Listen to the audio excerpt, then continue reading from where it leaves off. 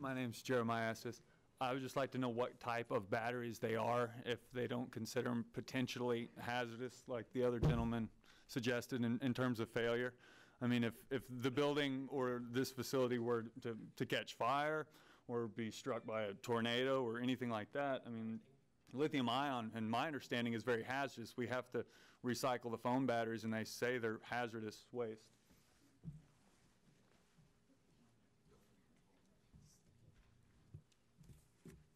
So I can't, it's hard for me to address a potential natural disaster, but I can tell you that the buildings will be supplied with a FM 200 fire suppression system, which will, we believe, contain any type of fire issue from the batteries. Okay, anybody else from the public that would like to address us? Okay. So, just to be clear, come forward again, please, because that way.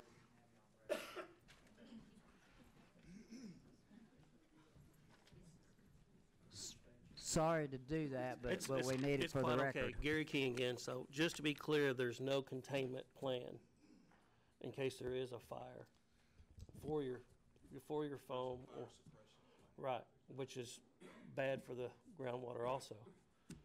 So that's my main concern. ADEQ should be asked about this, and if they sign off on it, you know, they're the one that's governing all of our stuff right now. So I just would like for ADEQ to have a little bit of input if that's possible. Thank you. Is there anyone else from the public that would like to address this issue? Okay, seeing none, I'll close it to the public and bring it back to the committee. Nathan, can you clarify ADEQ's role in this? ADEQ has a separate list of requirements that is not in our county code. Mm-hmm. Becoming compliant with ADEQ would be up to the applicant. And as far as the detention, we've run this proposal through our county contracted engineer, and no detention is required. Mm-hmm.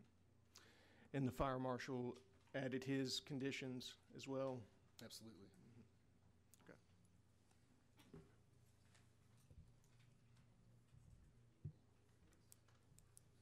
Mr. Chairman, I'll make a motion to approve the Fayetteville Solar Field pre-LSD with staff and other comments. Second. Okay, if there are no further questions, there's been a motion and a second. All in favor, say aye. Aye. Opposed? Motion passes. We will move on now to a conditional use permit hearing for Elevate Elite Training.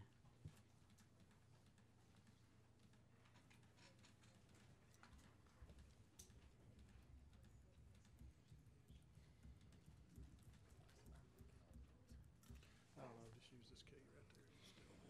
The Elevate Elite Training Academy conditional use permit request is located just east of Farmington on Bethel Blacktop Road. This project came before the last planning board on January 10th and was tabled at that meeting. So here's a closer view of the area the project is in, and here's an even closer view. The project parcel itself is 25 acres, more or less. The applicants are Manuel and Clarice Whitmore. They plan on purchasing 2.25 acres for the project. The original 2 acres that was shown in at the last planning board is shown in red. The additional 1/4 acre is shown in purple. The applicant is requesting conditional use permit and preliminary large scale to operate and construct an indoor gym for youth-age baseball and basketball team training and tournaments. Training will be conducted Monday through Thursday from 3 p.m. to 10 p.m. The tournaments will be conducted during the summer months. The games will take place during the weekends, Saturdays and Sundays, starting at 10 a.m. to 10 p.m. The teams will play 1-hour sessions. The applicant is proposing 2 buildings. Proposed Building 1 is approximately 11,970 square feet and will be used for tournament and training purposes. Proposed Building 2 is approximately 2,400 square feet and will also be utilized for training purposes, storage, and also a small office area. On the left is the prior site plan, and on the right is the current. During the last planning board meeting, there was concern regarding the availability of parking during the tournament weekends. The original site called for a total of 36 spaces. The new site plan calls for 64. The applicant has also secured a letter of intent from the owner of Ayers Drywall stating that Mr. Ayers will allow the use of his business parking lot for overflow parking during tournament weekends. This will allow for an additional 40 parking spaces, bringing the total parking spaces to 104 on tournament weekends. The distance from the proposed entrance of the project to the southernmost entrance of Mr. Ayers' business is approximately 0.89 miles. If this parking lot is utilized for overflow parking, the Whitmores will shuttle players and family from the parking lot to the project site. Here is the street view of the Ayers commercial property. This is the entrance closest to the project site. And here is the entrance farthest from the project site. There was also concern about parking on the side of the road. This is the Google Earth image from the northeast corner of the 2.25 acres. There is a ditch running along the north side of the property, as seen here, along the left side of the road. Also, there is no parking allowed in the county right-of-way. Here is the parcel type as defined by its use according to the assessor parcel data. The project's parcel is indicated in red. The City of Farmington conducted a review of the project. While this is not in their jurisdiction, such reviews may be helpful. If this parcel were currently in the City of Farmington, it would be considered as A1 agriculture. A project such as the one being proposed would be required to request a zoning changing of a C1 commercial. The City of Farmington engineers did a review of the project as if it were in their city. I have not included the results of that in this presentation because the requirements are for the city, not the county. However, a copy of the review may be read in your update packets. This is an excerpt from the current Farmington future land use map. The proposed 2.25 acres is indicated in red. The north side of Bethel Blacktop is considered agriculture, and the south side is considered highway commercial. The Farmington Master Street Plan indicates that Bethel Blacktop is a minor arterial. A minor arterial connects higher functional facilities, activity centers, regions of the area, and major county roads at the edge of a metropolitan area. Traffic along a minor arterial is composed predominantly of trips across and within the city. A minor arterial road provides service to traffic at a somewhat lower level of travel mobility than a principal arterial. The site distance was very adequate. Bethel Blacktop is very straight and level. And here is looking east from the proposed entrance. And this is what it looks like if I were standing across the street and looking at the project. And this is standing at the project entrance, looking directly across the street. And then here's a little bit to the west. And here's a little bit to the east.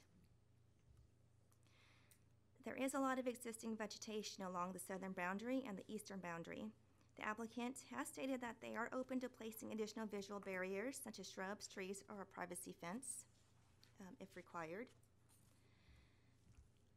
On October 11th, 2018, a soil analysis was conducted by a direct representative of the Arkansas Department of Health.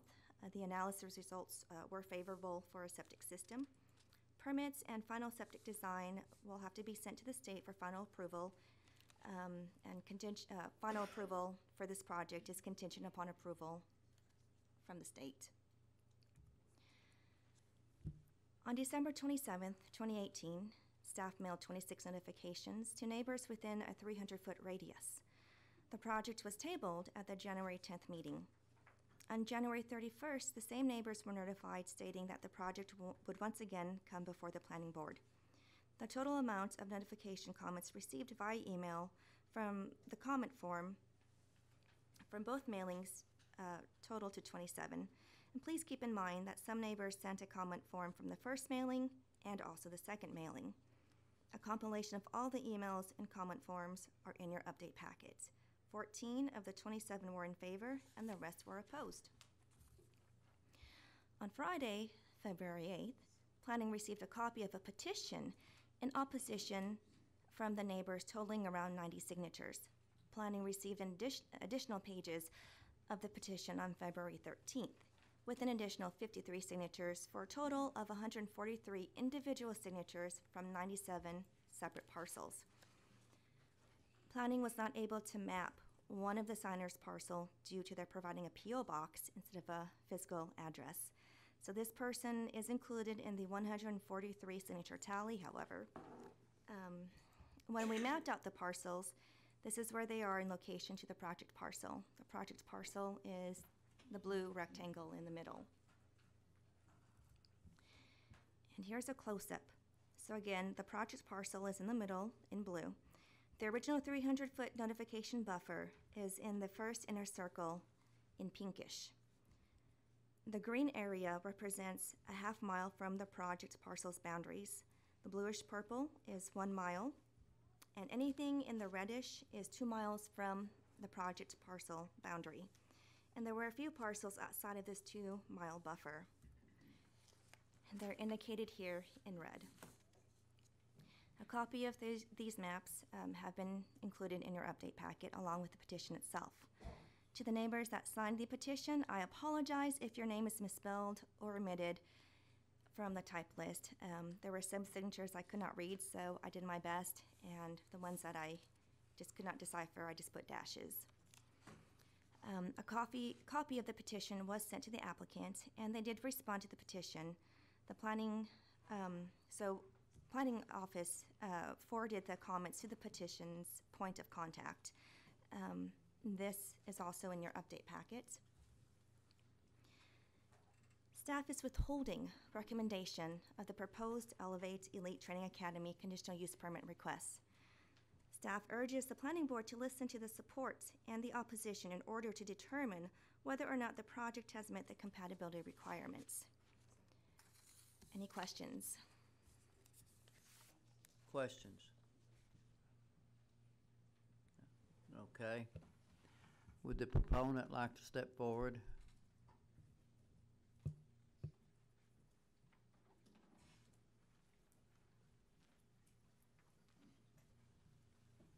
Are there additional statements or clarifications you would like to make at this point? No, sir. I would like to just reiterate exactly what we had said the last time. We did expand the parking area more south. The alternate area was rotated to run east and west. I confirmed it with the septic designer, and she stated that that would work. The lateral lines would have to be shorter, and there would be more, so therefore that field would be wider, but it would still work that way. We would like to not encroach on that with our parking until during tournament time to see if it's actually needed. If it's not needed, we'd like to save as much as that as possible undisturbed. Are there any questions for her at this point from the committee? No, I'm just going to state my same concern as last month. So where you're putting it out there, I mean, I have no issue with what you're trying to do. You know, my concern is that road, and even though you're adding those amount of parking spaces, you're a mile away to the overflow. And I think, I think looking at it, I mean, there's going to be a lot of people that aren't going to worry about parking a mile away on the overflow and catching a bus to come there. And it's going to create a traffic incident that I think is going to be unwarranted out there. We have available the amount that you had said, 70. We can gain 70 in there. We secured additional to, have extra on top of that 70. I understand that. Yeah, I understand all that and see all that and everything. My main concern is still going to be the traffic. I mean, if you're successful, and I hope that, if it passes, I hope it is. But I think the traffic issue is going to be a problem, even with the overflow a mile away. Yeah. That's my concern. Okay, any other questions for her at this point? Okay. Okay, now I would like to open it up to the public. If you would, try to limit your comments to 3 minutes or so, because we have so many people here tonight. Try not to be repetitive of other people's statements as much as you can, and we won't let you voice your opinions. So at this point, I'm going to ask for anyone from the public who wants to voice their concerns. Okay, sir? If you would, come and state your name. My name is Pete Winters. I live on Bethel Blacktop. I would just ask that you listen to my personal experience with this type of business. I used to live in Springdale next to All-Star Sports Arena. I'll be honest with you, that's one of the reasons that I moved out where I live now. The traffic was atrocious. The parking was atrocious. People parked on the grass. They double parked in the road. There were fire truck issues trying to get through there. And then the other thing is I just would like to say, you know, the business that I'm speaking of was on church property, and it was in town. There were a lot of things that went on in that parking lot that shouldn't have gone on. And I'm just concerned with it being out in the county, and the Washington County having, the sheriff's office having all the things that they've got to deal with. I don't know that the response is going to be there. So I'll just say traffic and the loitering and things like that are all I'd like to bring up. Okay, thank you.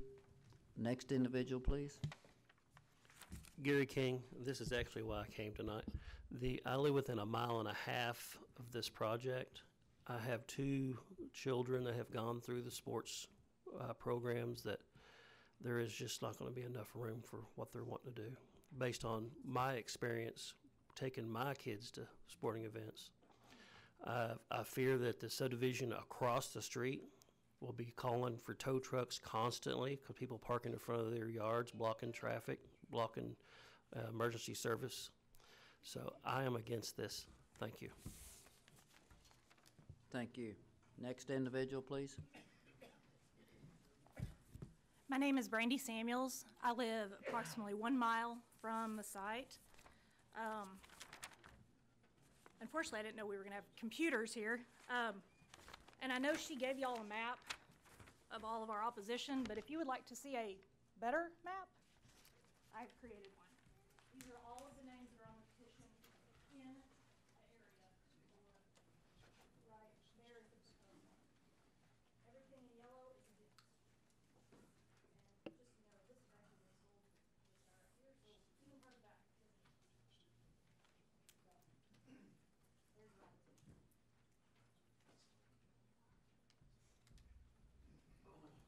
In regards to the opposition and support, I did a little research, and obviously most of the ones on our petition are from our area.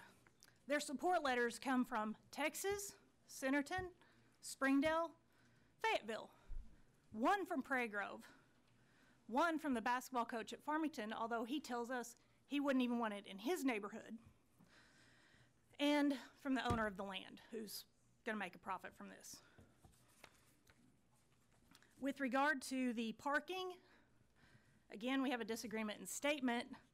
When we asked Jim Ayers about parking, they listed 40 in their petition. He told us, yeah, 6 or 7 additional cars. That's a big difference. Also, what if they miss the shuttle? Teenagers are not known for making good decisions. What happens when they start walking down Bethel Blacktop? People don't necessarily do the speed limit through there. I've had people go 80 in front of my house. Very dangerous situation. With regard to the road, I believe she mentioned it, that Farmington has it listed as a minor arterial.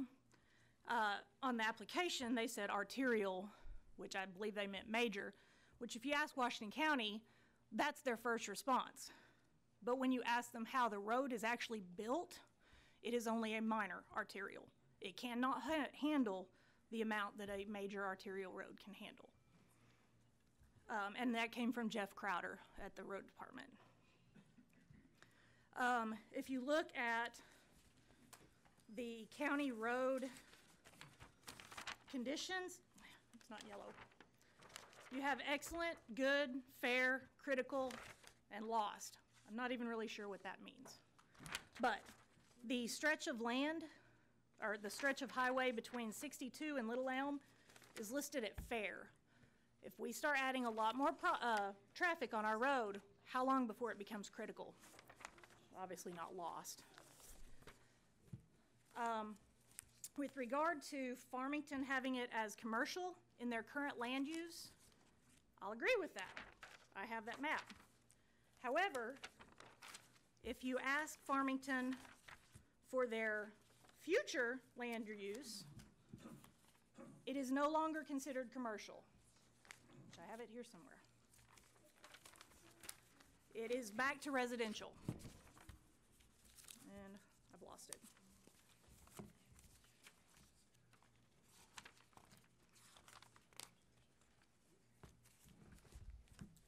Well,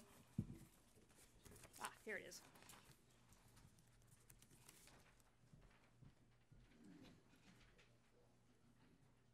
This little square right there is commercial. On their new one, it is now residential. So once that goes into effect, it will already be wrong. This is the current one, which is being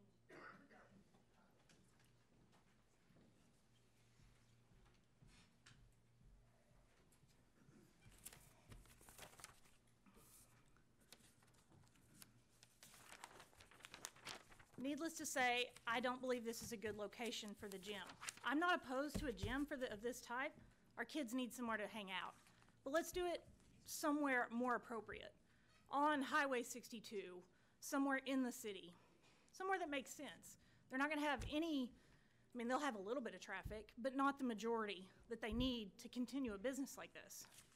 I have taken my liberty to find them a perfect spot on Highway 62 in Prairie Grove.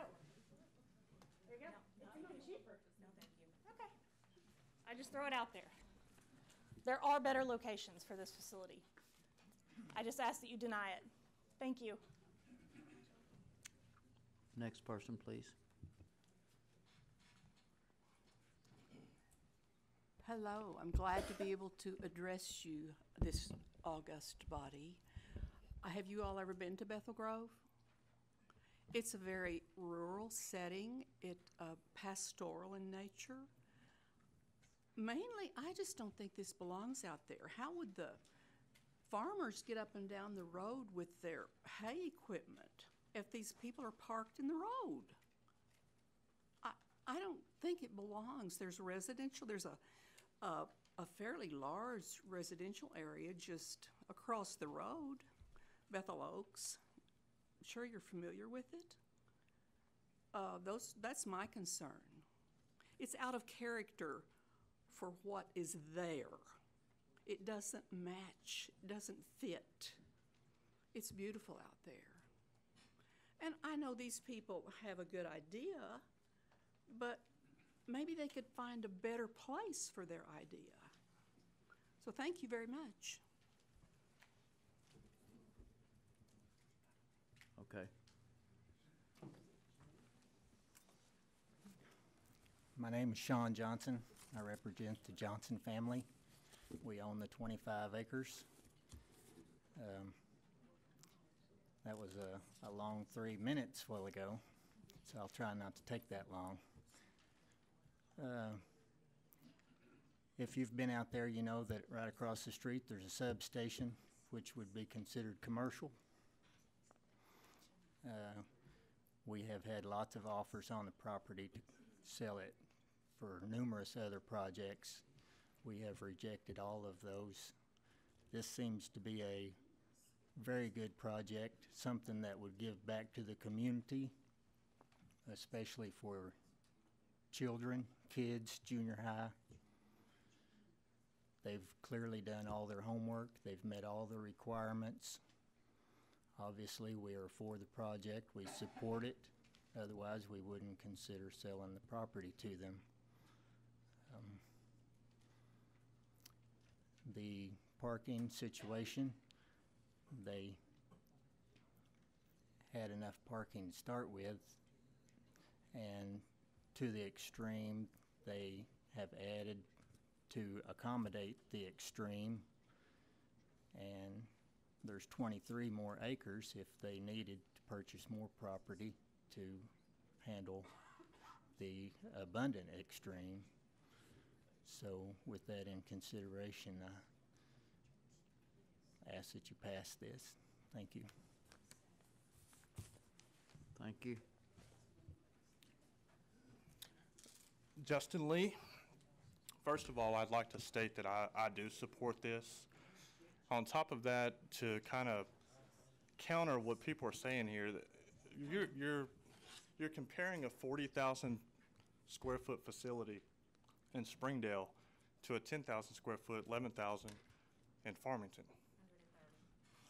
130,000. Thank you. 130,000 square foot. There's no comparison there. This court, these gyms are going to have 2 courts. 2 courts are not going to hold 75 people. The baseball facility to the side, it's batting cages. I mean, how many people are you going to put in batting cages? The traffic on Bethel Blacktop, everything's moving out that way from Farmington, Prairie Grove, and I live in Prairie Grove. I know we're growing. You're putting people out there. Your roads are going to get congested either way. So I don't think you can compare there. Now, as far as, I don't know, if we're talking about the culture, a cultural fit, AAO basketball facility in Fayetteville is in an apartment complex. It's right by the Washington County Fairgrounds. There's no parking there. We're there every weekend. There's none. People are parking in the apartment complex. We've been to basketball facilities in South Arkansas that are way out in the country, way off a beaten path. And they're built that way because they can accommodate people where city doesn't charge them hundreds of thousands of dollars because there's not as much profit as you may think. So I move that we, in my opinion, approve this, accept it, and let's do something good for the youth. Thank you.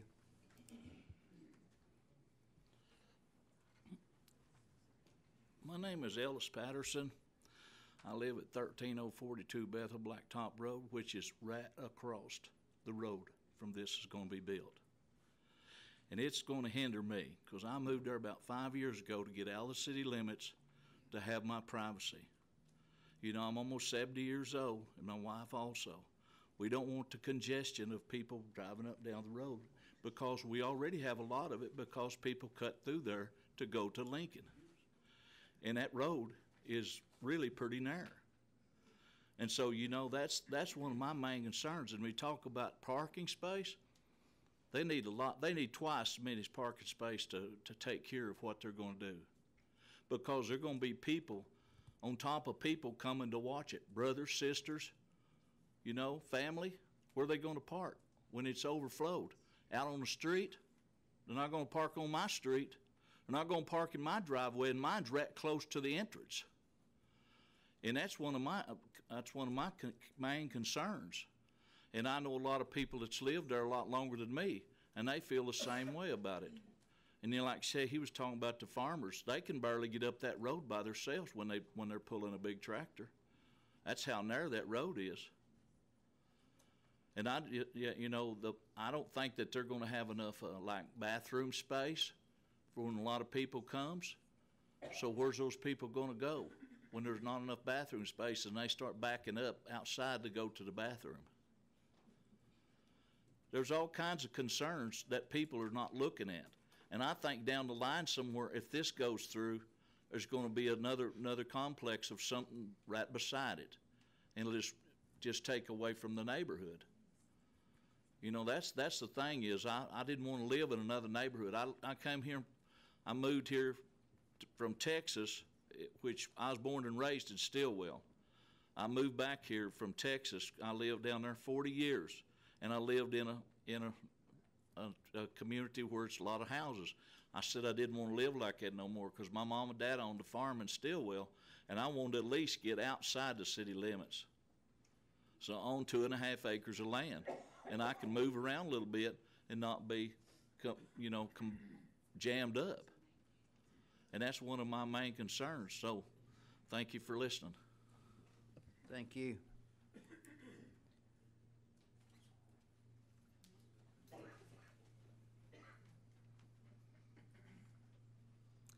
Thank you for listening. I'm Diane Bertone. Excuse me.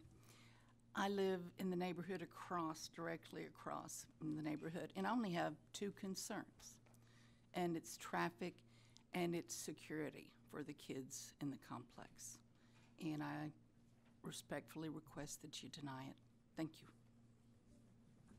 Thank you. Next.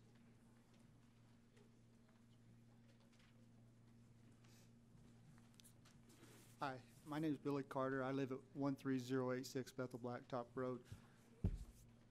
When I pull out of my driveway, I'll be looking at it.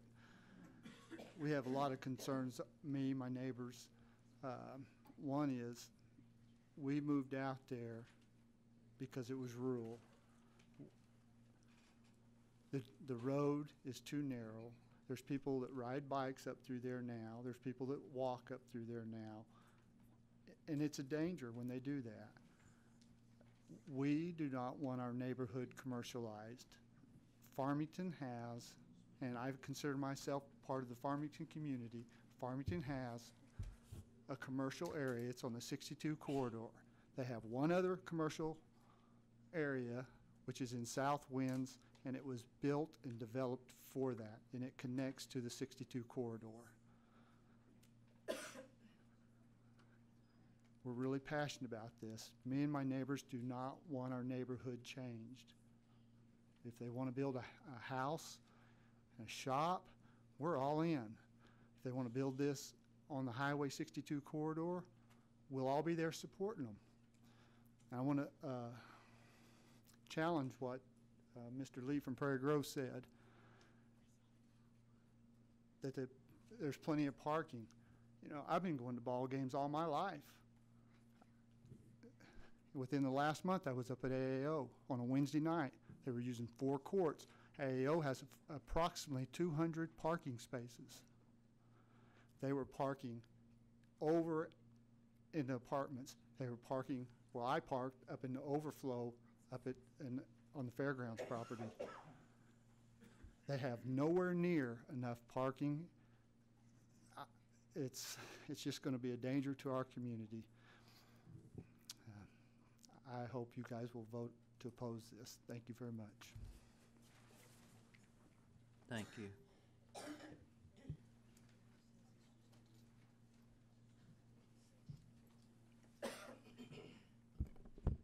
Hello, my name's Tim Beaudry. I live right next door.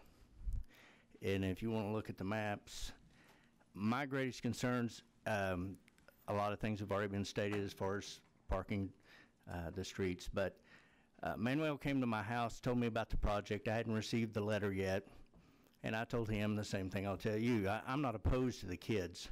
I've got one son that's a personal trainer and another son that does hitting and pitching lessons. So I love it, love the idea.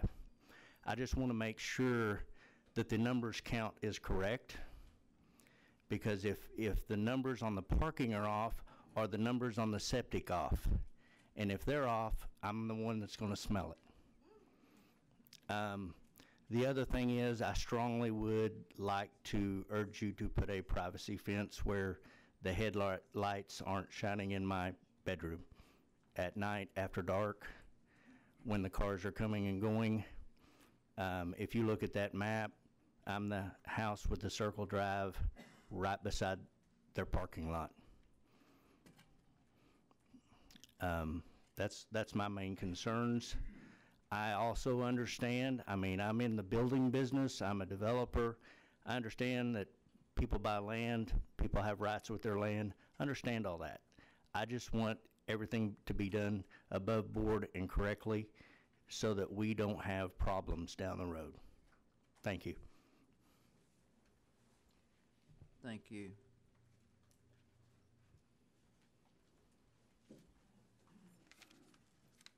Hello, my name is Quan Carr. I've been coaching youth sports for about the last 20 years. First off, I think everybody should understand this is no Boys and Girls Club that they're trying to build. This is more serious, people taking things a little bit more serious with providing a future for their kids. And two, as a coach, I know my job is not to worry about X's and O's, but to try to make young men and women the best I can for their future. I understand all of these people not wanting change, but I got bad news for them. Change is coming, whether you like it or not. You can have a youth facility built there, or pretty soon Walmart's gonna jump in there. Somebody's gonna take that property, somebody's gonna build something eventually. I don't think people are understanding the opportunity this provides for the town. I mean, personally, I live in Fayetteville. I agree with some of these people, with some of their experiences. When you hear them say AAO and they talk about Springdale, but what I want them to know is that's one reason this place is trying to be built, to change all of that, to change people's experience, to make people happy, to make people enjoy coming to these type of events, because you heard people say these other places have kind of a bad reputation. They're trying to change that. Some of these complaints I hear, those are just things that you're gonna deal with young adults. And that's why maybe this place needs to be built, to teach them better, so they're not sitting in somebody's yard smoking marijuana or trying to steal their car. That's all we're trying to do, is provide a better future for all the kids when it boils down to it. And I hope that town understands that, or these people, and realize that. I respect they don't want change, but at the same time, this is about the kids, our future. Thank you. Thank you. Next.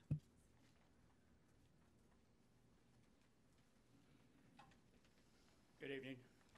My name's Doug Wilkes. I live 4/10 of a mile from that intersection on Bethel Blacktop and Little Elm. I have personal experience with this situation. I am a California transplant. I lived in my home for 46 years in Orange, which was a small community, very pleasant community. I loved my house up to the minute I sold it, but the reason I sold it and moved out was because tennis courts, basketball courts, and handball courts 4/10 of a mile from where I lived. Our neighborhood became the parking lot. This facility had more parking spaces than these gentlemen are proposing. The streets were clogged, even though the hours were, similar to what these guys are, 10 o'clock on the weekends. Well, 10 o'clock, even though the lights were turned out, there were parties going on out there. Constant litter, public urinating on the lands around there. It just destroyed the neighborhood. And that was my reason for getting out of that area. I would highly suggest to deny this permit. It is not in the right area. Echoing some of the other people's, sentiment, out on the main highway, away from residential agricultural area, no problem. You still will have problems, but not where it will affect the residential community that we live in right now. I thank you for your time. Thank you.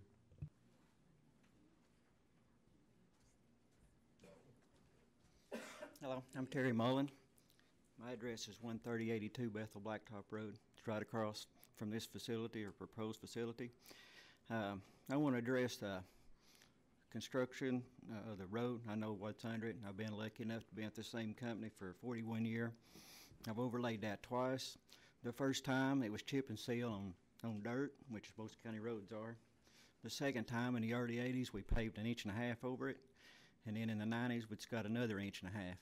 And I don't think that that road can handle the additional traffic that this thing could possibly put on it. And that the road's never been widened; it's still the same width. And I know for sure because I moved there after we paved the last time, and that's all that's on the roadway. It's not constructed to handle a lot of additional traffic. So, all right, thank you. Thank you. Am I allowed one more comment? Go ahead. Apologize. I forgot to print it off. I did an Freedom of Information request on the Washington County Sheriff's Office, and what my results found was every single accident that happened within the last 5 years happened at the intersection of Little Elm and Bethel Blacktop Road, right by where the proposed facility is. So what happens when a tournament's going, there's another wreck at that intersection, and the emergency personnel can't get to them. That's all. Thank you.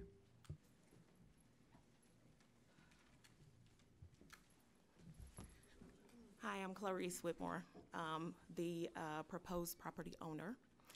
So I just wanted to address some of the comments. The first one, I want to go ahead and address the comment just now about the corner of Little Elm and Bethel Blacktop before I forget. This property is proposed to be on the farthest side from Bethel Blacktop and Little Elm intersection. So it'll be away from that area. We do not anticipate that we will be driving traffic in that direction. We believe it'll be in the opposite direction. The comments around All-Star Sports Arena and the loitering and lack of parking, that's a 130,000 square foot building. Our building is 10% of that. That building also has 6 restrooms for the women's and 6, I don't know how many's in the men. I honestly don't know. But anyway, I know there's 6 in the women. We have 2 in the women, 2 in the men. So our building is 10% of that size, yet we have 30% of the available restrooms that they have there. So I don't think there would be a concern in terms of the septic. We have had the septic built for max occupancy. It is not built for the everyday use. It's built for the tournament use, or proposed to be built for the tournament use. Traffic, let's see. So we will be monitoring our parking lot with surveillance cameras. My husband has a security company. We'll make sure that there's no loitering in the parking lot. One of the replies that we got was related to the carpooling that we talk about will happen with this facility. There's a misunderstanding that teenagers will be carpooling, and that is not the case. We anticipate that parents will be bringing their children to the tournaments or to their practices or whatever the case may be. That is where the carpooling comes in. As it relates to the shuttling will be done very systematically. There will be notification on the door that if the parking lot is full, first of all, there'll be somebody at the door to accept the admission prices and give directions, and there will also be a manager on site at all times. There will be notifications placed at the front door that if you don't have a parking space, you pull up to the front, you let one of the employees know, and then we have a bus that will be there at all times to go get someone. So there's not a concern in terms of shuttling not being available. So there won't be kids walking down the street because of a lack of a shuttle. This is not an impulse business, which means that we don't anticipate people coming off the street to just come in and get trained. They will be coming there specifically to be trained. My husband and I have 2 boys who are in competitive basketball, and we go all over the place to go to these gyms and such. So not concerned about exactly where it is, except for the compatibility concern of the neighbors. So we will have 2 basketball courts at most. There will be 10 kids per court at one time during tournament season. And so if you assume that every single kid is there, so 20 kids, 20 parents, just say everybody brings their own car, which we don't believe will happen. And then the next team who is up comes, that's another 20 kids. We're talking 40 people. We're talking 20-something spaces now. And then we've got the overflow. And in terms of the number of parking spaces that AIR says is available, you saw the picture of the parking lot. I think there's a lot more than 6 or 8 parking spaces. As it relates to AAO and being there for a tournament just a couple of days ago, I was there a couple weekends ago. I counted the parking spaces. There's 64, and there's 5 courts. As it relates to the lighting, understand the adjacent property owner's concern about those cars pulling into the parking lot and that light shining right into his house. We can very likely consider something to try to keep that from happening, because we do want to be good neighbors. But what I will tell you is the lights that are on the building intended to shine to light the parking lot are pack lighting, and it's specifically designed for there to be no trespass. So there won't be any light pollution as it relates to the pack lights on the building. That's it. Thank you. Thank you. Good evening. My name is Donna Carter, and I live at 13086 Bethel Blacktop Road, which is nearly right across the street from where the facility is proposed to be built. Personally, I'm all for a facility. My children grew up in these facilities. 2 of my daughters played AAU basketball, went to college on full college scholarships, so we're all about athletics. My main concern is really 2 things. Martha sort of mentioned it, but the cosmetic area, and I don't know how many of you have driven out through Bethel Blacktop, but it's a beautiful area down through there. And Mr. Beaudry he didn't mention it, but he has a very beautiful home that will be built right next to this facility. And I'm talking $1 million home, and there's beautiful homes all the way down through there. So my point with that is that although I'm all for a facility, there is a place for this type of facility. And in an area that has beautiful homes already, a beautiful neighborhood across the street, it just doesn't seem the right fit. As far as the shuttling, I think there could be some of that could occur, but in the neighborhood that's across from us, there's a lot of young little bodies over there. And if they're fortunate enough to get to play on a team that gets to be in some of these tournaments, I guarantee you they're going to be running their little bodies across the street. No one's going to be shuttling there. They live that close. There's no sidewalks. I'd love to say that people always drove the speed limit. It doesn't happen.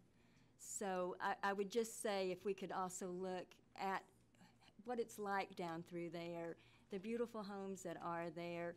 If you start with one commercial property, I feel like it will continue to go down that road. So thank you very much. Thank you.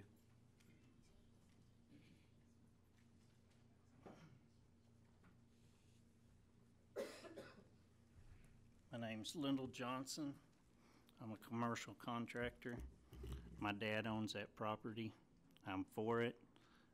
I hope that you noticed a lot of these people that's talked tonight, they're outside of the 300 foot.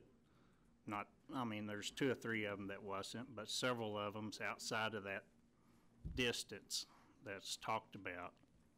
And if that was filled with houses, how many cars and people are we talking about there? Because it's fixing to happen right across the road. They've already sold off every bit of that for homes. And I don't think there's going to be any more. We used to take our daughter to traveling ball, playing basketball. And some of the problems that they're talking about, I don't recall any of that. And it's a good thing for the kids. It gets them off the street, and it just gives them hope and, something. And I think it'd be a really good thing right there in that area. And they've met all their requirements. They've followed the rules, and I'm asking you to pass it.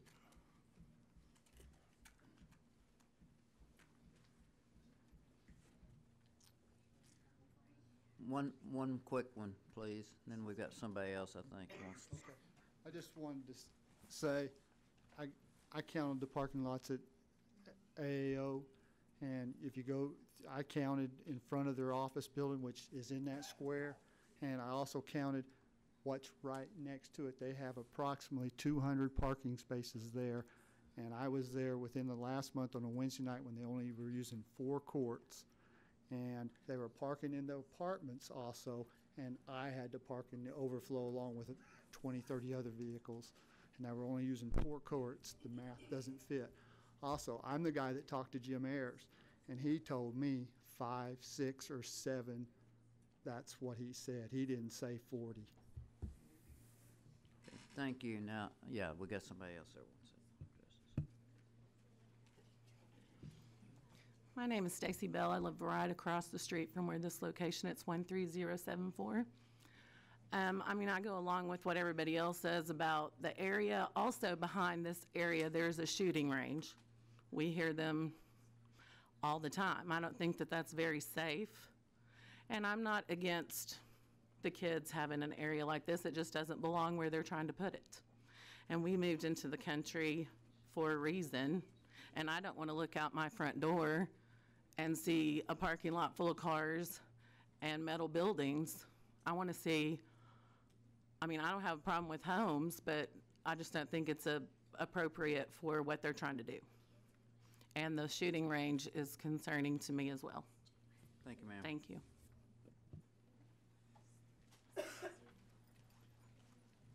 Hi, how are you guys doing? Okay, so I'm a little confused. If the children are our future and we're worried about our kids getting into any type of trouble, then why are we not wanting to have a gymnasium or a facility where they can go and they can practice? And if you did the research on kids that go to the AAU and things like that, you would see that they do better in school than those that don't go to school. So I'm just confused. Because at the end of the day, like the man said before, somebody's going to build something over there, so I don't understand why we just don't do something to help the kids. Because at the end of the day, are they not our future? Do we all agree with that?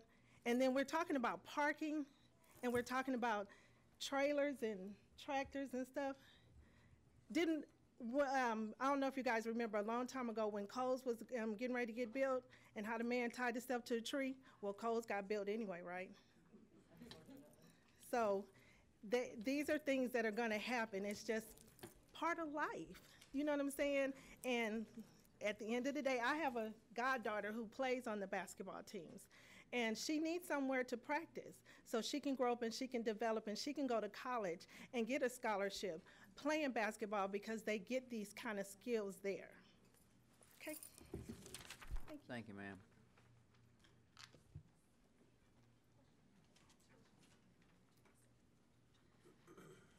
My name is Carla Long, and I live right across from the area too, 12492 Shetland. I didn't come expecting to say something tonight, but I am a school teacher, a school counselor in Farmington, been there for about 20 years. I have at least 10 families that live in the housing addition that's right across from there. My mother lives in that housing addition also. Those kids, I teach at a K-3 school. We have a lot of little bitty kids over there. I went to a funeral of one of my students just within the month. I don't want to go to a funeral of one of my kids because the traffic is so bad in that area, and especially with people who are not familiar with the area. If you've been down the road, you know that Highway 62 turns only to the right on County 62.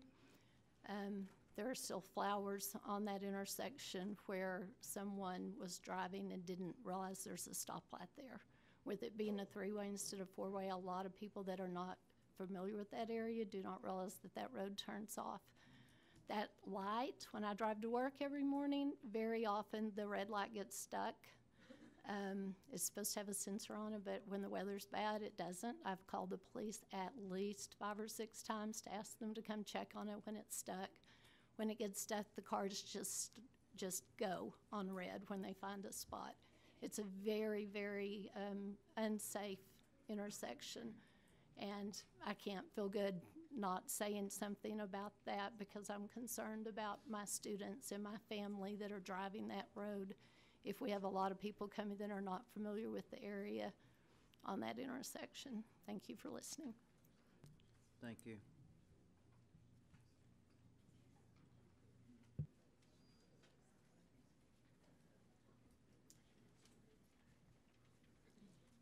Good evening. My name's Travis Scarrow. I live at 13439 Bethel Blacktop Road. I live just to the, I guess that'd be the north of this property. I own a good part of the pasture land just to the north of this property across Little Elm. The only question, and it's really a question, kind of a statement and then a question. Bethel Blacktop has a serious drainage problem during rainstorms. Has it been evaluated what would happen with that runoff from that property? That's all I got. Thank you.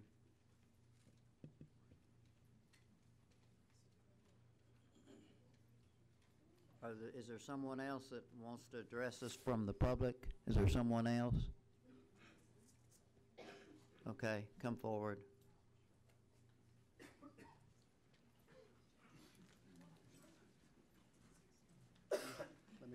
Let me get set down here. Yes, my name's Kurt Williams. I live on Little Elm Road, 13048.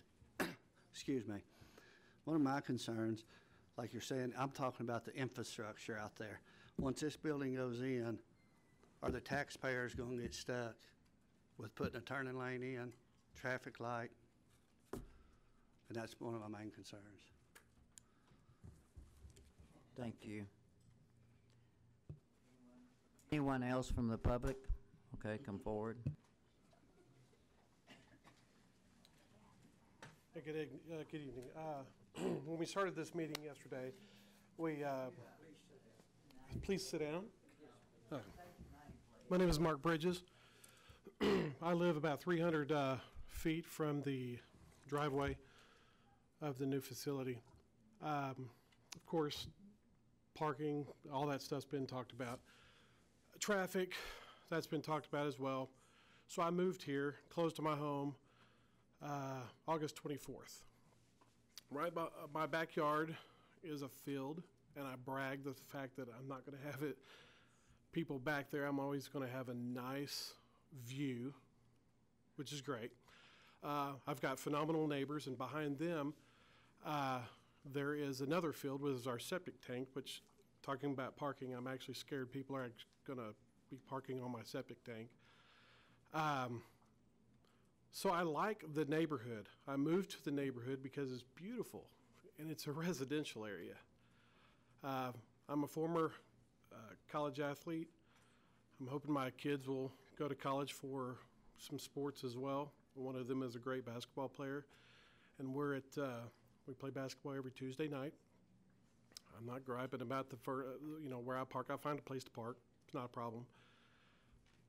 I'm a baseball player. I coach baseball, and facilities just like this, great facilities. I don't want to live in a commercial area. I want to live in a residential area with neighbors that I know, and not so it's a metal building. I don't want to have a metal building in my backyard that I have to look at, that I have parties with my youth group. They come over and we watch movies in the backyard. So it's pretty dark right now. If we have a building with a bunch of lights, I'm afraid that I'm not going to be able to do that because it's not going to be dark enough to do a movie. The building is not that big. We're talking about parking, and they have expanded the parking. I also don't want to live next to a parking lot. The field is full of grass, and it's beautiful. So that's my 2 cents. Appreciate it. Thank you. Anyone else from the public that hasn't? Did you? Okay. Did the proponent want to make another statement before we close it? Is there anyone else from the public? Okay. Okay, go ahead. With regards to the drainage, there's a detention pond that was designed to handle the overflow and the account for the 100-year storm. Okay.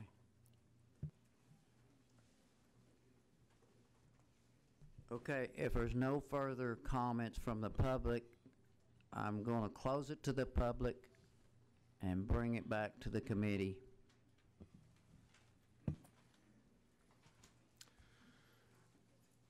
Let's see, with the addition of the parking, I'm more comfortable with the parking issue. I do think the neighbor to the east has a valid concern with the headlights from the parking lot hitting his house. So I think it would be reasonable to have another condition of a privacy fence, maybe 4 feet tall, on the east side of the parking lot to shield headlights from the neighbor's house. And I guess with that, we have any more discussion? Is there any more discussion before we entertain? Can I ask one more question? Do you have a parking agreement with Ayers to be able to park on that property with a set number of parking spaces? We have an agreement with Ayers, and it is notarized where he signed it. And also, the property owner, Mr. Johnson, spoke and stated that he will make available any additional parking that would be needed should we see that that need comes up.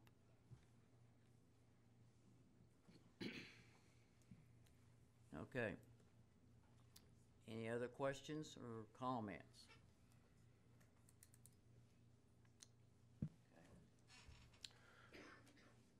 Mr. Chairman, I move that we approve Elevate Elite Training Academy CUP with the conditions as presented and with a 4-foot privacy fence to shield headlights along the east side of the parking lot.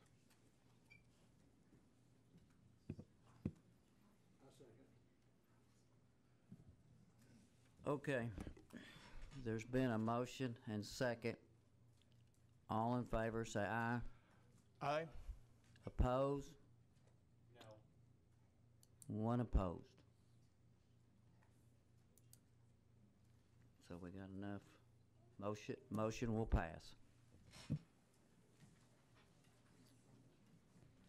Also, for the public, you can appeal this decision to the quorum court if you want to, so there's a process. Is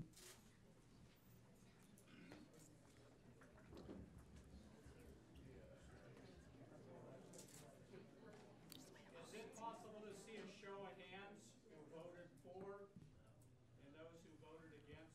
He said it's already done. The attorney said it's already done. The attorney said we're already done with that. The motion passed. Four for it and 1 against. They wanted to know who was against and who was for. Mr. Joel, you voted against it. Everybody else voted for it. Yeah. 1 against, 4 for. Okay?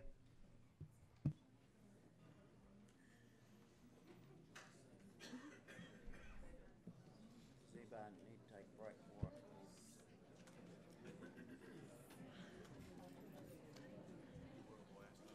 I'll take a moment for a break to let them clear out, and then we'll start Sounds again. great.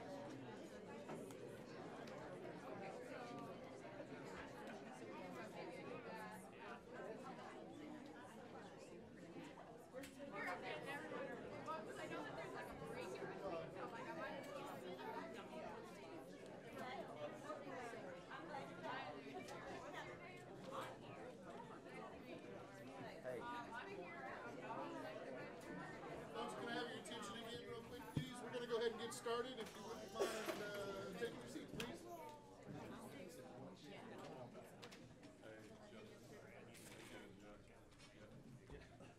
Okay.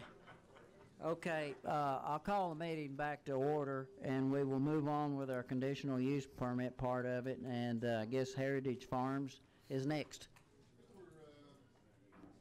Mr. Chairman, we're still going to do the elevate the Oh, that's right, we got to do that. I skipped over that. We got to do the large-scale development for that part of it, sorry. So this is the Elevate Elite Training Academy preliminary large-scale development request. If you don't mind, I'll kind of skip over the first few slides because we've gone over it before with the CUP. We've got our vicinity, our close-up,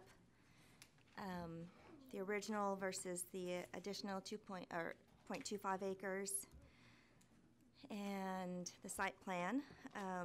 As we know, we have two buildings. The first building will be 11,970 square feet and will be used for tournament and training purposes. The second building is approximately 2,400 square feet and will be utilized for training purposes, storage, and office areas. The buildings will be large steel fabricated buildings. And here's another view of the proposed buildings. And here's the floor plan for Building 1. It will host 2 full-sized basketball courts, in addition to a concession stand. And this is a warming kitchen only, so there will be no cooking, no stovetop, no oven, just your typical nachos and hot dogs. So the Washington County Fire Marshal has reviewed and approved the life safety plans for Building 1. The exit distance from the farthest point to the main exit is approximately 131 feet. There are a total of 4 exits. On this slide, the main entrance is on the south side, and the 3 additional doors are on the right side of the screen. These little symbols here. In Building 2, there will be a baseball training, a unisex bathroom, and some storage. The exit distance from the farthest point to the main entrance/exit is approximately 61 feet, and there are also 3 total exits. The fire marshal reviewed and also approved this. The applicant intends to connect to Bethel Blacktop via a proposed asphalt apron. Permits to the Washington County Road Departments will be submitted upon approval of this project. The asphalt will lead to a compacted gravel driveway and a parking lot. The gravel will be compacted to support 75,000 pounds in all weather conditions, and this compaction will be certified by an engineer. The applicant has stated that they may choose to asphalt this driveway in the future. Initially, there were concerns about the size of the alternate septic field. It's narrower than the primary field, while all the lateral lines fit. The answer from the direct representative of the Arkansas Department of Health is yes, the lateral lines will fit. In the event that new lines will have to be placed in this alternate field, shorter lines will be used. Existing vegetation borders the west and south side of the property. Along the north side, there are power poles with vegetation. The applicant has stated they may add some landscaping such as shrubs or trees along their perimeter, or perhaps even build a privacy fence, and we will add the 4-foot privacy fence as a condition along the east side of the property in this also. Staff recommends approval of the proposed Elevate Elite Training Academy preliminary large-scale development request with the following conditions, and the conditions have not changed since the time of your staff report. Any questions? Questions? Okay. If there's none, would the proponent like to add anything at this point? Okay. Is there anyone from the public that would like to speak to this part of the issue? Okay, seeing none, I'll close it to the public and bring it back to the committee. I would just like to state the architectural thing again. I think if it's gonna happen, I would highly consider adding like a wainscot around that instead of a big metal building out there in the middle of the neighborhood. That might appease a few people as to the look of it. So, my thoughts. I think anything you could do to make it more pleasant for the public would really help us and help you. So we would highly suggest that if you could. Okay, bring it back to committee for your action. Mr. Chairman, I move that we approve Elevate Elite Training Academy pre-LSD with conditions as presented. Second. It's been a motion and second. All in favor say aye. Aye. Aye. Opposed? Motion passes. Now we'll move on to the Heritage Farm.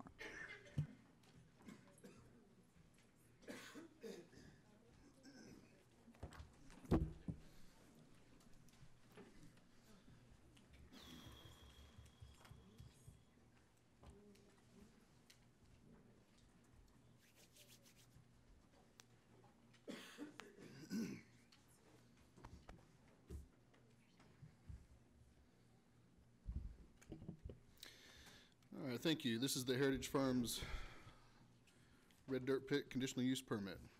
The proposed Heritage Farms Red Dirt Quarry is located just west of Fayetteville, off Highway 16 to Greenboro Road. The property is undeveloped but has been logged for the last few years, as indicated by the networks of roads you can see in this aerial image. Here you can see the pre-development condition of the property with the existing private roads.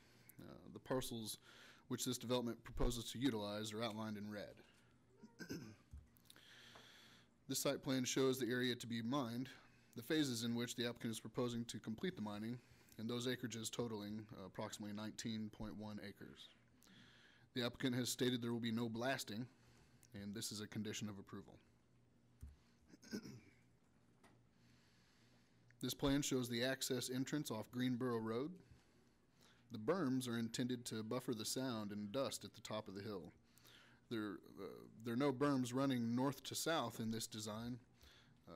In this area down here, due to the natural slope of the land providing similar buffering characteristics as the berms themselves. So basically this, as it heads back into the quarry area or the mine area, it really drops off downhill. But in plan view, these berms meet the standard. These diagrams show the design standards for entrance buffers and hillside cuts. These entrance berms must meet this code requirement once the Hall Road construction is complete. The bottom diagrams show the maximum slopes allowed for hillside cut and rock cut scenarios. The maximum slope will be 3-to-1 at reclamation for hillside cuts, whereas a steeper 1-to-1 slope is allowed when cutting directly into bare rock. However, as this development isn't requesting to blast into the bedrock, all final slopes shall be 3-to-1 upon reclamation. These final slopes will be evaluated by ADEQ during the reclamation process at the end of each phase's lifespan. The berms have been constructed, then modified due to carving the Hall Road lower into the ground. The modification cut into the berm's side slope, rendering it non-compliant with the 3-to-1 side slope requirement.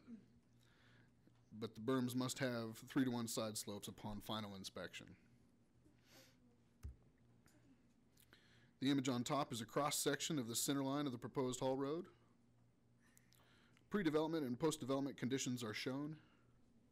And upon final inspection, the maximum slope may not exceed 10%, or a 10-to-1 slope. This photo shows where the neighbor's access easement enters the subject property from the north.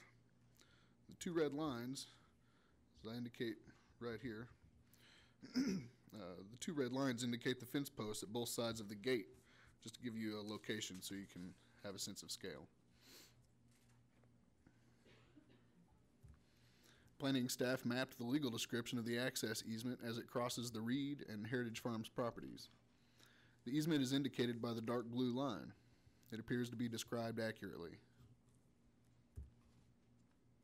The red arrows indicate the existing private road access easement extending to the south. This is the only existing access to the southern neighbor's property. Back up top, this photo shows the site distance to the north from the Hall Road. Site distance was calculated at 431 feet, which is adequate for the posted 25-mile-per-hour speed zone. This photo shows the site distance to the south, which was calculated at 421 feet, which is adequate as well. Here a photo of one of the narrow sections of Greenboro Road. This map indicates all of the properties inside the 1/2-mile neighbor notification buffer. There were 96 notification letters mailed out. The same properties are shown here in blue, with red properties indicating the neighbors who submitted public comment forms in opposition to this proposal as of 2 days ago, February 12, 2019. Public comment forms were submitted from beyond the neighbor notification buffer, though, however. Each public comment was logged, and then the sender was added to the master neighbor list. Due to this, the notification list has grown to 146 from 96. Planning staff has received 156 opposed comments from 108 people. Also shown on this map are the other mines and quarries in the area. All the way to the west, there's a topsoil mining operation. Up north is another red dirt mine. Just northeast of the project site, there's an inactive red dirt mine that is under reclamation. And farther to the east is the Hunt Rogers Quarry, which is active, and the Big Red Dirt Farm, which is inactive at this time.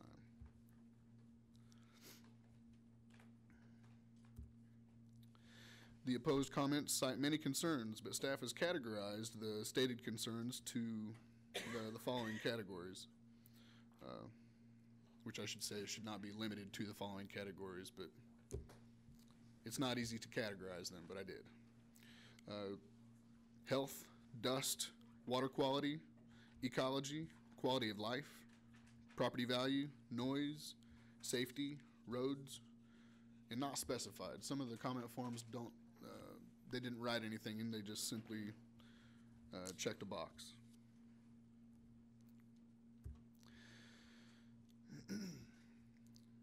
At the December 6, 2018 Planning Board meeting, at staff's recommendation, the board voted to table this CUP request to give the applicant additional time to address the compatibility concerns from the community, also stormwater drainage, and the maximum grade or the slope of the Hall Road. The applicant wrote individual letters to 43 neighbors, excuse me.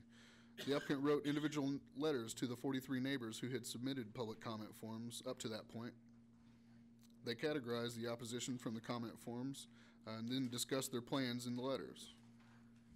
Additionally, Heritage Farms has agreed to pave the Hall Road as well as the county road from the subject property south to Elkhorn Springs Road to address the dust and safety issues cited in the public comment forms. As stated in the plans, a water truck is required to be on site while the mine is in operation to wet the truckloads of red dirt before they leave the mine to further mitigate the issue of dust. Also, dump trucks will only approach and exit the property from and to the south via Greenboro Road to Elkhorn Springs Road.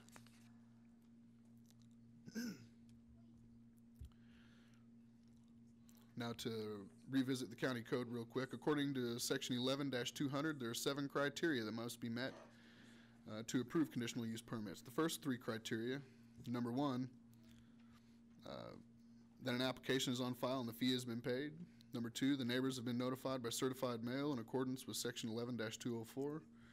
And number 3, that adequate utilities, roads, drainage, and other public services are available and adequate, or will be made available and adequate if the use is granted. These 3 requirements have all been objectively met. The remaining criteria, all subjective, are as follows. Number 4, that the proposed use is compatible with the surrounding area. Number 5, that the establishment, maintenance, or operation of the conditional use will not be detrimental to or endanger the public health, safety, morals, comfort, or general welfare. Number 6, that the conditional use will not be injurious to the use and enjoyment of other property in the surrounding area for the purposes already permitted, not substantially diminish and impair property values within the surrounding area. And number 7, that the establishment of the conditional use will not impede the normal and orderly development and improvement of the surrounding area for the uses already permitted in the zone. Then following that, the code goes on to state that, quote, if it is determined that there exist conditions that could be imposed by the board that would significantly lessen the impact of the aforestated, then the board has the power to impose said conditions, which shall be specifically set forth, end quote. And with that, on this project as well, due to the high impact nature of this proposed use, in addition to the lack of an objective procedure for assessing compliance with those subjective compatibility requirements, staff withholds a recommendation for the proposed Heritage Farms conditional use permit. Rather, planning staff urges the planning board to listen to the members of the community in attendance here tonight who claim the proposed use is not compatible based on the perceived impact this dirt pit may force upon them. And also listen to the applicant's claim that the proposed use is compatible based on the need for red dirt as a building material due to Fayetteville's growth. Once both sides of the issue have been or have addressed the board, please weigh the facts to determine for yourselves if the proposal has met the compatibility requirements. If you'd like me to go over those requirements again, I'll be happy to at any time. And I'll take any of your questions that you have this time. Thank you. Questions?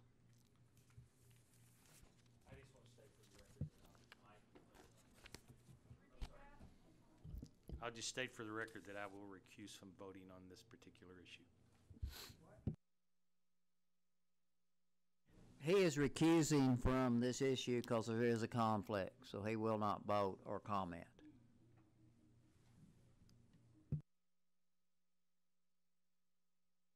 Okay, let's see.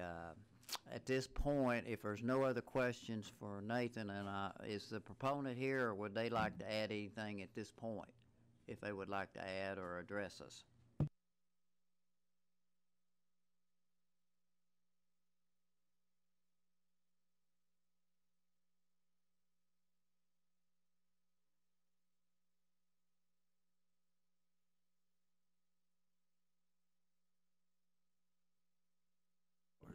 Oh, okay.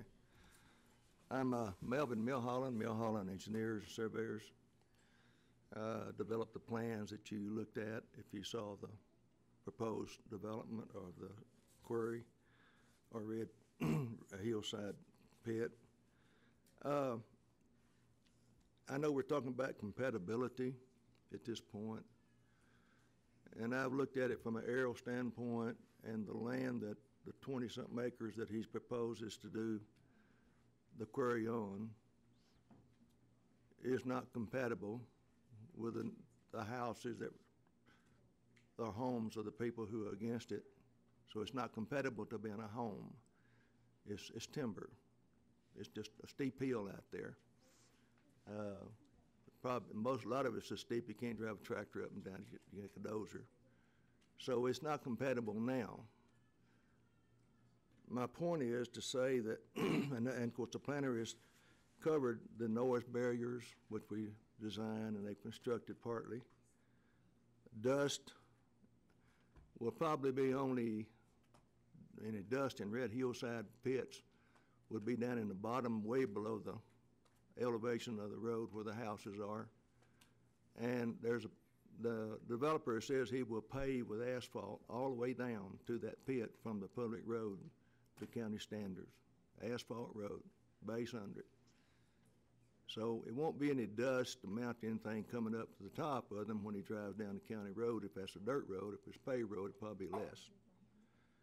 As far as noise, the only part would be noisy would be when he comes up out of the bottom with a load of material to go onto the public road. And we got those barriers on those sides as required by the county to break up. And that wasn't a completed picture you saw. It was just the dirt part. It'd be rocks on the inside to break up the sound direction it goes. Compatibility, I'm trying to bring about compatibility of the property that he would be taking the material out of. As the planner stated, this will have to be approved by state regulation, inspected by them, and approved by them as it is mined or dug out. I notice I've heard some statement that this is a strip mine. This is not a strip mine. If you went along I-40 toward Clarksville, between Ozark and Clarksville, when they first put I-40 in, you saw strip mines on the side of the highway where they dug the coal out and left the excess material piled up. And I lived in North Oklahoma one time, and they did the same thing. The federal government's tried to stop that type of thing, and of course this material will be dug out, hauled out, and the land will be recovered to be more compatible than it is right now, because it has to have grass growing on it, and also the slopes that have been 30% or 20% going to be more like 3-to-1 slopes after the hilltops are moved down. The water will run off slower, which will help the natural stream beds. After it's all said and done, which will be about 10 years, the developer says about 10 years to do the move material. The recovery requirements require grass growing, and that will slow the water from running off the hills right now at about 30-something% down to a lot less.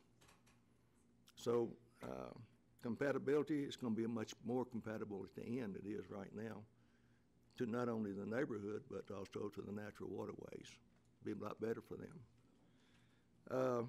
So the end result is it's not a strip mine. It's regulated, highly regulated, to where there will not be actually, whenever they're mining, you have to catch the water running off the pit. You have to let it settle out, and you have to test it real often, make sure it's not discharged into the streams under regulation or over regulation. It will be controlled by the state agencies, and the county also has people out there doing it.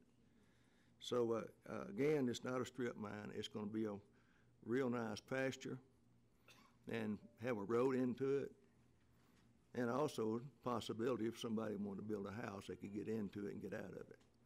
Where right now, before this happened, it'd be hard to. So I'm just saying that you couldn't get in. I'm just saying it would be a lot better than what it is right now. So I think it'd be more compatible at that point in time. And as far as the design of it, as some of you know, all designed by anyone like myself. And I have no financial interest in it other than just a project for myself, my company. Everything has to be done according to code, has to be designed right, has to be approved, and has always been inspected during the process and after the process. And any question, I'd be happy to answer them. Thank you very much.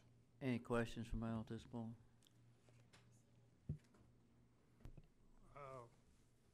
The bottom of that pit, is it going to go any deeper than what it is down there? Y'all not going to keep going down and make a big hole out there? Well, no, you got natural stream bed on the one side where that easement goes through, and it goes up pretty steep to a point and then back down the other side. It'll be cut off and level, brought down. Brought down to about that stream bed? It won't be that low, no. It'll still have, 3-to-1 slope or maybe even a little less than that in some places. But it will be fully vegetated. Thank you. Any other questions for the mail at this point? So you said a 3-to-1 slope. So will there be a vertical surface at the property line, or how do you get a 3-to-1 slope if it is steeper than 3-to-1 now? On plans, it's shown there. There's a 50-foot setback from the property line. And then from that point, you go 3-to-1 down to the grade that you're going to excavate to. When I say 3-to-1, part of it along the adjoining boundary, you have to go out a certain setback distance by regulation. And then it's 3-to-1 down to where you're going to be cutting to where you stop and finish it. And then from there on, it'll be sometime a lot less than 3-to-1. But all of it, anything damaged will be vegetated, restored. Other questions? Okay, there's no further questions, Mel. I'll try to have the public come forward. Again, let me state, try to hold your comments to 3 minutes. Try not to be too repetitive, but we want to hear your comments, and we'll listen to you. And state your name as you come forward for the minutes, if you would, please. Hi, my name is Bobby Morris. It's a great day. I just became a grandfather for the 11th time, so we'll start there. I do want to just thank everybody for coming out, and I think we're all entitled to our opinions. But I just want to say we have complied with everything that Washington County planning with Nathan and Tyler, the fire marshal. That's the reason for this 10% grade, which has been quite a task to get this thing worked out. And I do appreciate the question about the angle of the slope. Most pits are not doing, you'll see a big wall of red. Well, we're not even doing that. So our slope will be as we go. Our reclamation process will start. I think where a lot of people get in trouble is they're not planning for that reclamation, where they're going to stockpile their topsoil, all those kind of things. So we're ahead of the game there, and we're just getting started. The one other side note is that the ADQ issued our permit to construct our road. We met all their requirements. I'm not sure how the ADQ and the Army Corps of Engineers are in the project, but you'll notice that Mr. Madlock's drive, his access into his property, I was just notified that it's in a restricted tributary. So that is not supposed to be driven on or disturbed in any way. So we'll have to work out something so he doesn't step on any landmines in this process, as many as we have stepped on. So, but I do appreciate your time, and thank you very much. And by the way, it was a boy. Thank you. Next.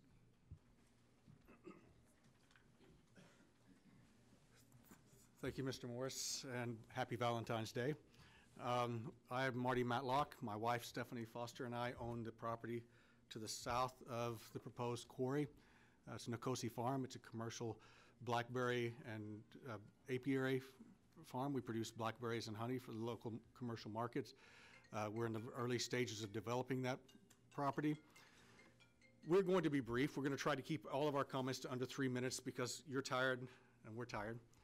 But we are passionately opposed to this project because it violates all 4 of the criteria that you've been reminded of today. It is incompatible with our use. Mr. Morris and Mr. Milholland have said this is a 10-year project. So for the next 10 years, we will have as many as 150 truck trips a day, with a truck every 4 minutes, up and down the road. For the next 10 years, we will have that disruption. For the next 10 years, I won't be able to operate my farm. That's an incompatibility for me, and you'll hear stories of other incompatibilities from our colleagues and our neighbors as well. Safety, we have to climb a hill. You saw the grade difference that they have to put in order to get over this, in order to get over the haul road. We're happy to work with Mr. Morris to find alternative ingress and egress. We've been trying for 6 months since we found out about this unsuccessfully. But right now we are stuck climbing the hill on both sides and we're locked out. So it's an unsafe situation. Those trucks take about 200 feet to stop depending on the traffic, the grade, and the conditions of the road if they're operating 40 miles an hour. You saw from the photos earlier the condition of the road that they'll be traveling. School buses are on that road. We have direct traffic, driveways coming and going. That's a concern. Property values and enjoyment of the land are clearly disrupted. No one wants to live next to this thing. So for 10 years, maybe in 20 years it'll look great. For the next 10 years, we're stuck. So what happens in the next 20 years? And finally, we want to develop a farm, which is the right we have as property owners in Washington County when we bought that property. That is our property right, and we cannot do it because of this proposed activity. So it violates that 4th criteria clearly. So just to summarize, you have 4 criteria, it violates all 4 of them. Conditional uses are not rights. They are privileges granted by the landowners in the area and by you as representatives of us. The law says we have a very specific zoned activities, agriculture and residential, in this area, and that's what we bought, and that's our property right. When a corporation makes money, and they'll make money over the next 10 years, a lot of it, at the expense of others, that's not progress, that's not development, that's exploitation. We would like not to be exploited. Thank you.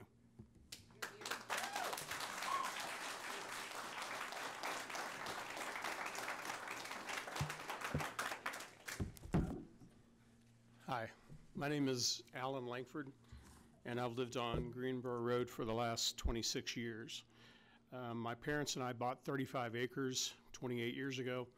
My parents, or my mom now, lives on the land, and our land meets this property at a corner post. I have 3 kids, and they all want to build and live out there as well. I took a recording of what it sounds like to live in my house now. I know the production of the mine has not truly begun yet, but for the last year, there's the heavy equipment, bulldozers scraping rock, and my phone, I just did it with my iPhone just walking outside, and you can hear the scale of it with birds in the background, so you can actually hear what the magnitude is. So at the end of this, if any of y'all are on the fence, I'd love for you to listen to what it sounds like.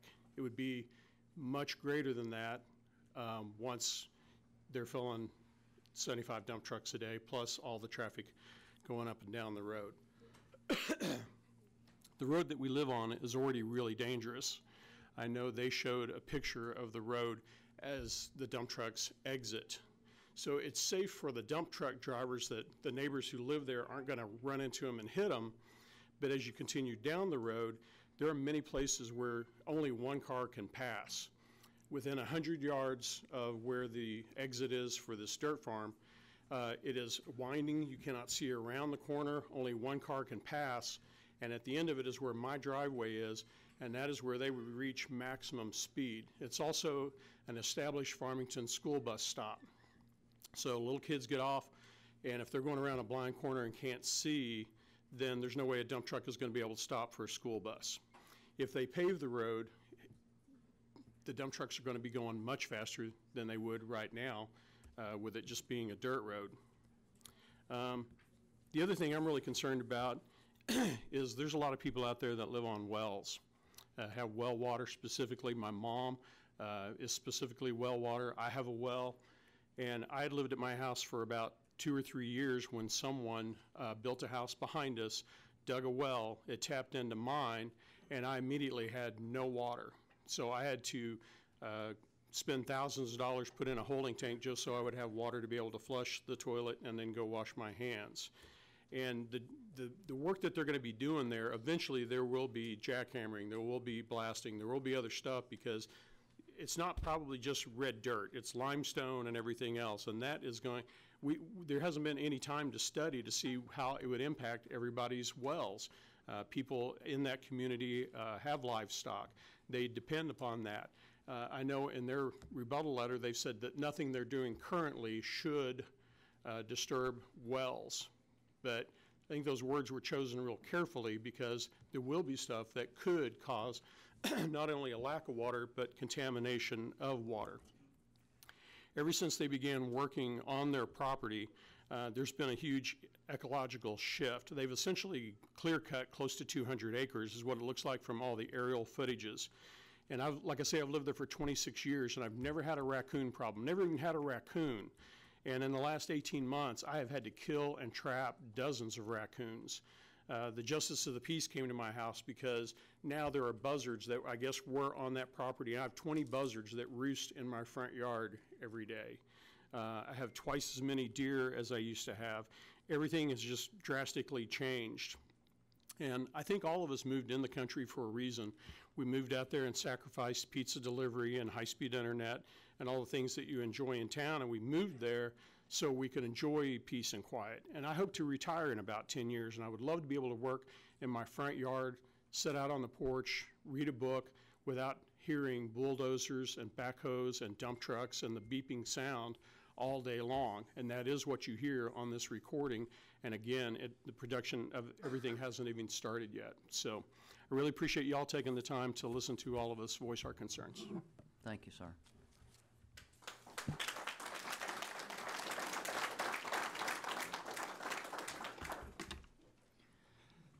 Evening.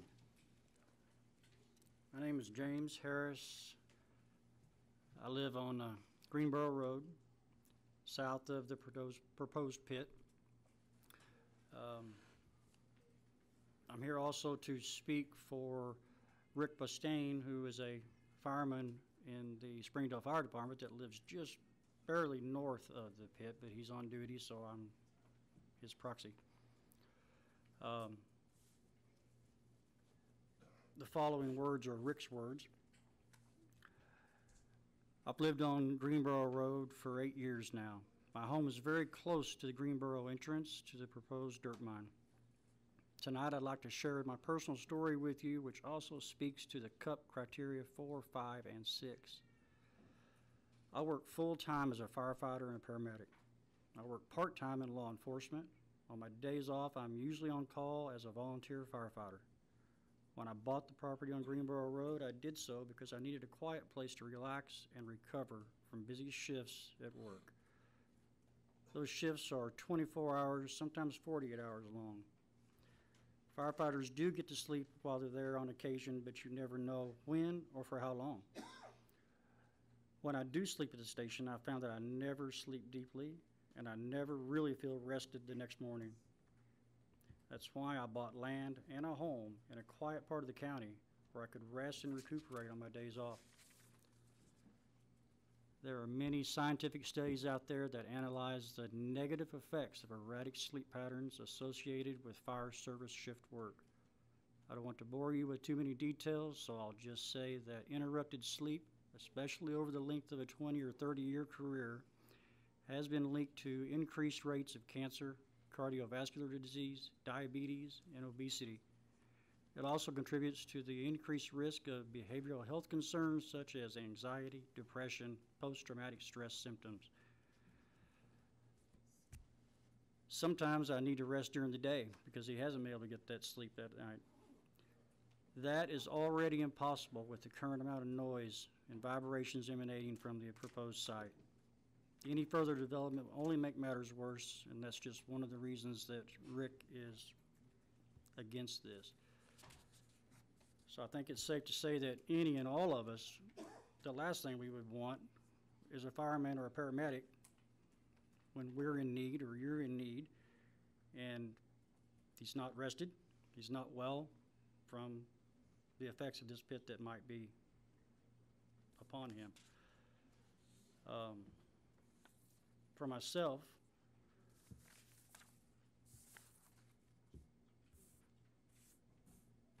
my family purchased this property, ancestors purchased the property in 1911 with history back to 1869. We've been there for a very, very long time. I take a lot of pride in that history, and I work to preserve it as best I can. My wife and I regularly ride horseback on Greenboro Road all the way up to Draper Road. It's a beautiful ride.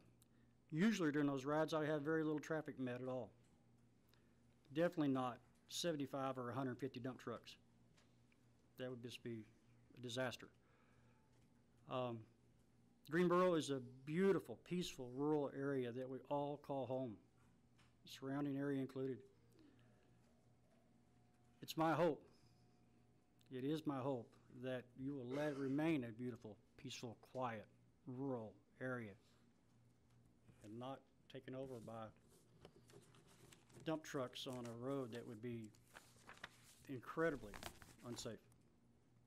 Thank you for your time. Thank you.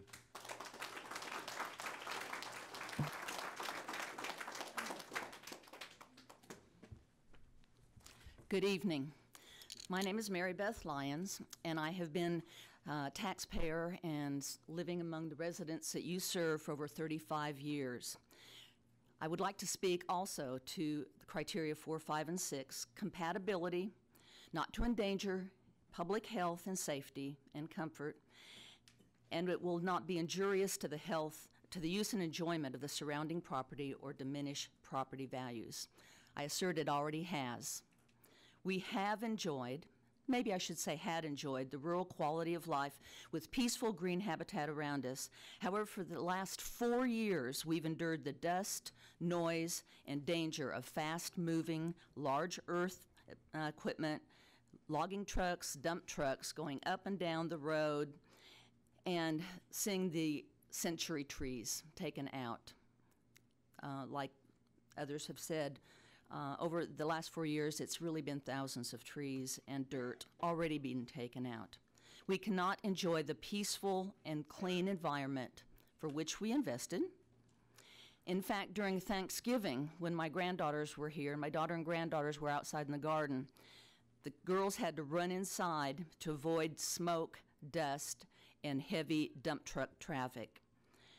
And it broke my heart when my daughter turned to me and said, "Well, I guess we won't be moving back here."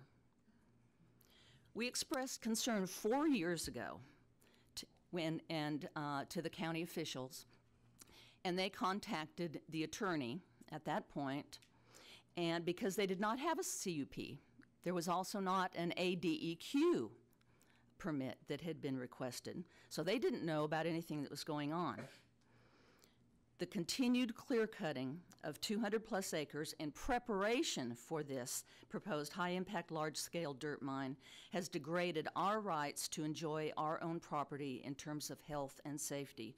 We invested here because it is zoned for residential and agricultural use, as others have said.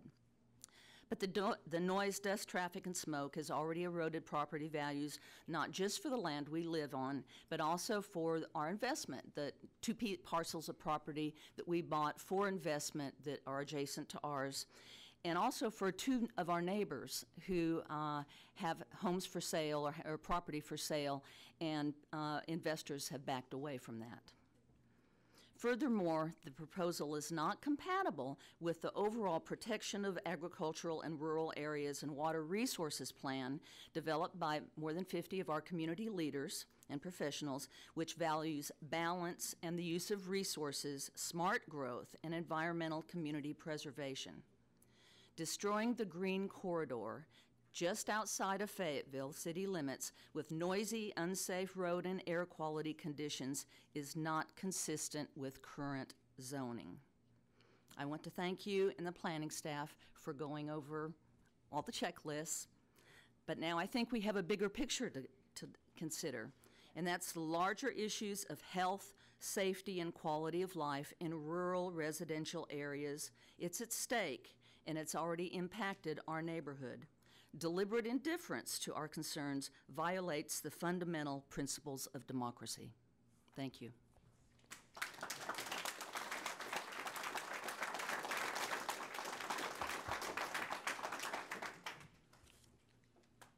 Hello, my name is Caroline Cox. I live at 15038 Greenboro Road. Our community is unique by its mixture of residential and agricultural property. The agricultural sites make the residential sites more attractive and vice versa.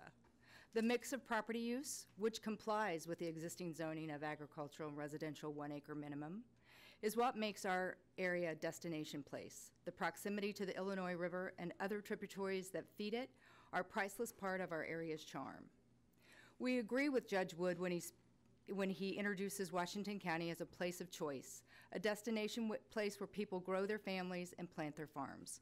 We support him when he speaks with Washington County as a county preferred for and conducive to positive growth.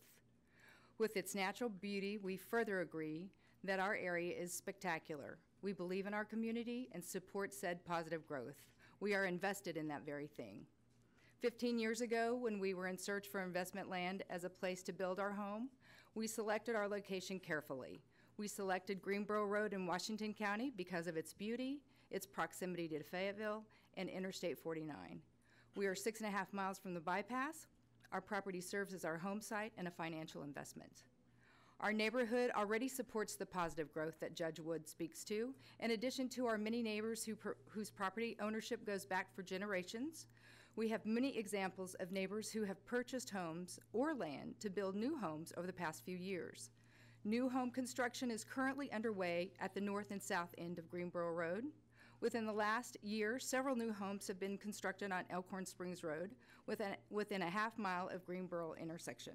In our case and our neighbors, the value of our investment is secured by our land's existing zoning.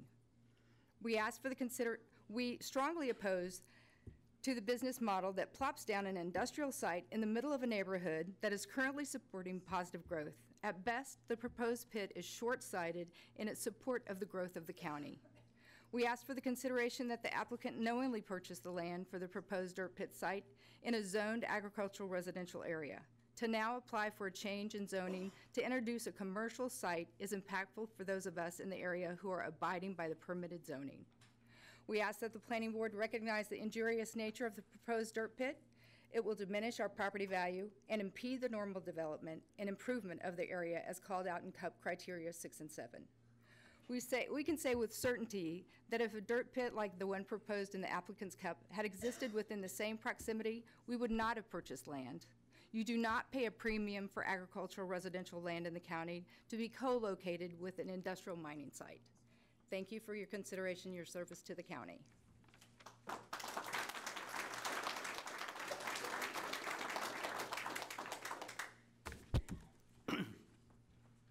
Good evening. My name is Dan Zlenka. My wife and I live on Elkhorn Springs Road, just around the corner from many of these nice neighbors. We bought the old pool place 29 years ago. It's where we raised our children, and our children now bring their children out to play in the country and to play in the year-round spring that runs through our property. Like James, my wife and I also have enjoyed horseback rides down Elkhorn Springs, down Greenboro Road, and all the way down the Draper Road to the Draper's home, our friends. Washington County Ordinance Section 11-200 defines factors boards consider when reviewing conditional use permits applications. It must be noted that Section 11-200A states that the board may authorize a CUP only if it finds those factors are met. This is a high standard, requiring affirmative findings that the conditions, not just one or more, but all are met for the CUP. Greenboro Road, as you heard, is quite narrow and steep in places with blind corners. Plus, there's a bus stop at the bottom that you heard about at Ellen's home. I hate to be a fatalist, but fast-moving, heavily loaded dump trucks going down a steep gravel road, or worse, icy and snow-covered road, is a situation parents shouldn't have to risk. These situations show the road is not adequate and safety issues exist, meaning factors 3 and 5 of the CUP are not met. This evening, we heard personal stories about noise already being generated by the early work going on at the proposed site that is already affecting the quality of some of my neighbors' lives. Some of us work at night and can't sleep during the day because of the noise. For others, the air quality, dust, and truck traffic have them from enjoying the outdoors. We also heard that our neighbor's easement was not being honored. How are we to believe their property rights will be respected? These situations shows factors 4, 6, and 7 of the CUP are not met. We heard concerns about wells and quality and quantity of water that have already been impacted by other wells being drilled. There is no telling how a pit will affect the short and long-term water supply. Some of our neighbors count on the water to meet their family and farming needs. People who bought expensive land near the proposed site would not have bought had the zoning been in place at the time for an industrial dirt pit. Our comfort, safety, and general welfare is certainly being impacted, showing factor 5 of the CUP is already not being met, and it is hard to believe any new improvements could remedy the situation. Frankly, this area is filled with folks who take pride and care in preserving the natural beauty and water resources of the area. That an industrial dirt pit would be considered as compatible with the area is beyond the imagination of myself and my neighbors. Factor 4, compatibility to CUP, will never be met in our view. Most, if not all of us, moved out for the peace and quiet and tranquility of living in the area. Now we are here to try to preserve those attributes. 150 to 200 dump truck trips up and down the road each day is not conducive to peace, quiet, and tranquility, and we can add safety to that list. Now, none of us feel like the owners of the property or the proposed project would have respect for the environment or our property. To the contrary, they have already shown that they have no respect for my neighbor's property. What permanent damage would be done to the groundwater, springs, and the Illinois River with the same disrespect? These situations show factor 5, 6, and 7 of the CUP are not met. We strongly ask that you not grant conditional use permit to Heritage Farms for an industrial dirt pit. Thank you for your time.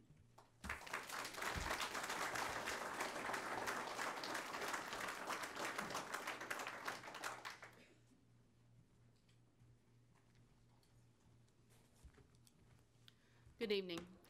My name is Melissa Lee. I'm here at the behest of Dinah Dickerson, who is a landowner on Greenboro Road. She asked me to speak today because of my professional background. I'm a licensed attorney, a licensed real estate agent, and I generally consult and sell real estate in Northwest Arkansas. We enjoyed about $12 million in volume last year, with about 25% of that being commercial and land. So I'm here to speak primarily on the conditional use permit criterias number 4, 6, and 7.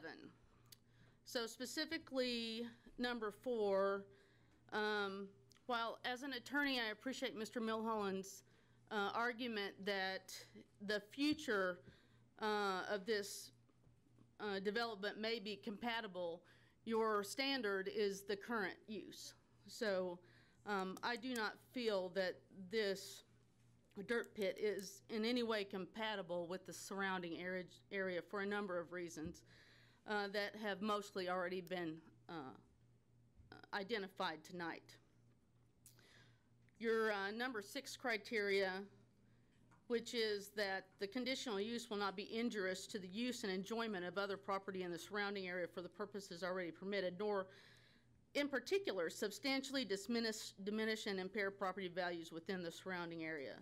You know, I help a lot of people buy and sell property, and I have never had one person tell me I want property near a development like this, unless they want some really cheap property. So this will do nothing but negatively impact property values in the area, and not just a little bit. You know, just as these people have said, they go to the country for a reason. They pay a premium for agricultural land, residential land, so they can get away from this kind of stuff.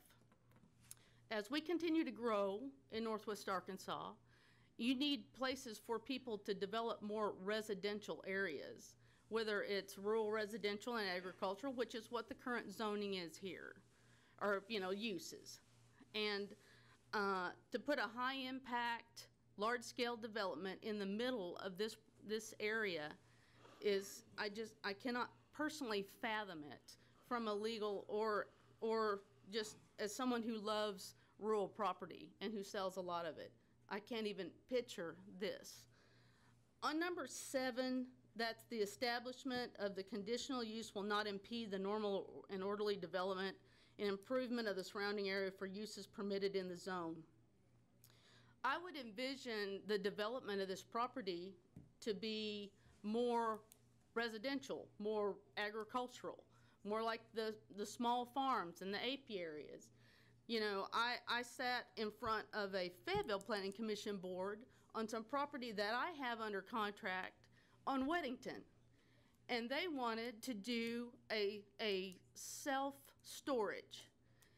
And Fayetteville would not approve a self-storage that's only not even a couple of miles from where this is. So self-storage is low impact. That's light commercial. And what you're considering here is a high impact. And you're not even that far outside the Fayetteville city limits for this.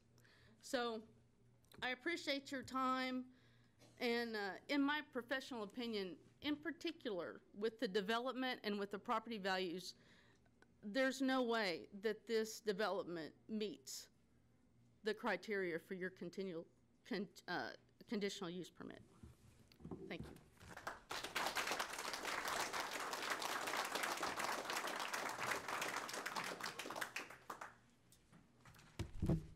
My name is Angela Henson. This property on Draper Road, my mother owns. It's going to be my inheritance.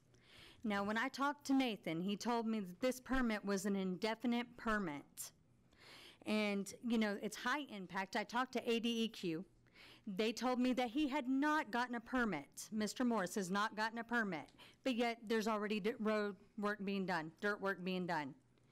He's moving his dump trucks up and down Draper Road. You know, nowhere in here does it say anything about Draper Road being protected.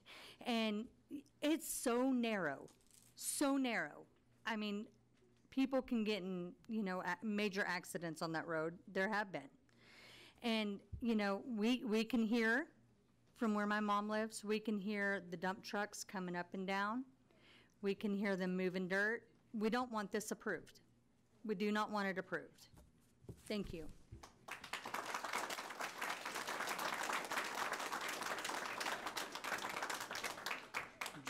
Just flipping slides here. Someone asked me to throw this back up on the screen.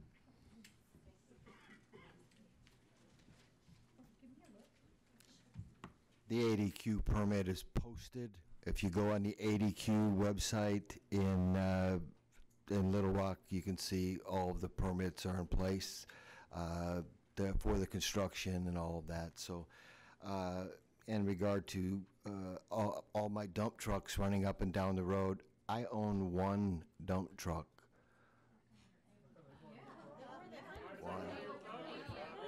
No, I had topsoil and dirt brought in because I can't harvest my own dirt to fill in a gully, so I can use it. I'll let you deal with those folks. Okay, thank you. Okay, if you would, hold your comments to yourself and just address us, please, and then that way it makes it flow a little better for us. My name's Jeremiah Estes. I was just wanting to be clear, or the board to get clarification. Somebody's saying that there wasn't a permit from ADEQ, and Mr. Morris clearly says that he does have a permit. I would like to know, when was the permit issued versus when the work was done? I mean, obviously all this work has been done, and we're sitting here now discussing whether or not this should happen. Is that standard procedure for these sort of operations in the county? Because I don't know. but it would be nice for the board to know before they make a decision about when the permit was granted, if he does have it, and when the work was begun. Thank you.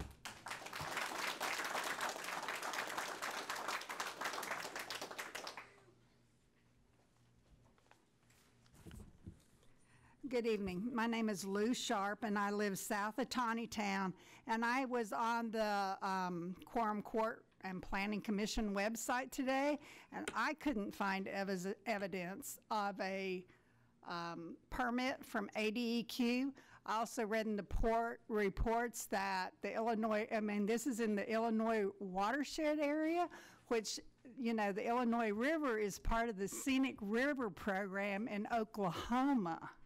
And I'm looking at an ADEQ report right now, and this is, I'm sure y'all have seen it, in November, and it's, you know, my question is, how is all this stuff going on if there's not permits? It says right here in this report, it says construction activities must cease until such time as a permit coverage is obtained and stormwater best management practices are implemented. I mean, we had a family farm. We have Clear Creek running through it.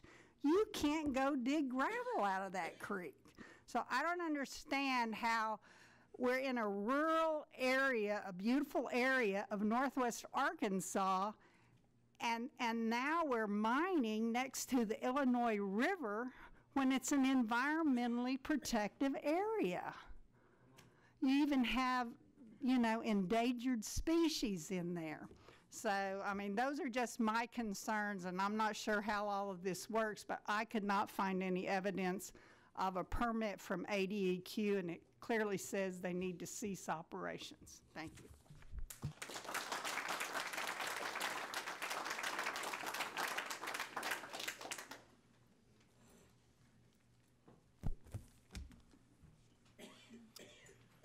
Good evening.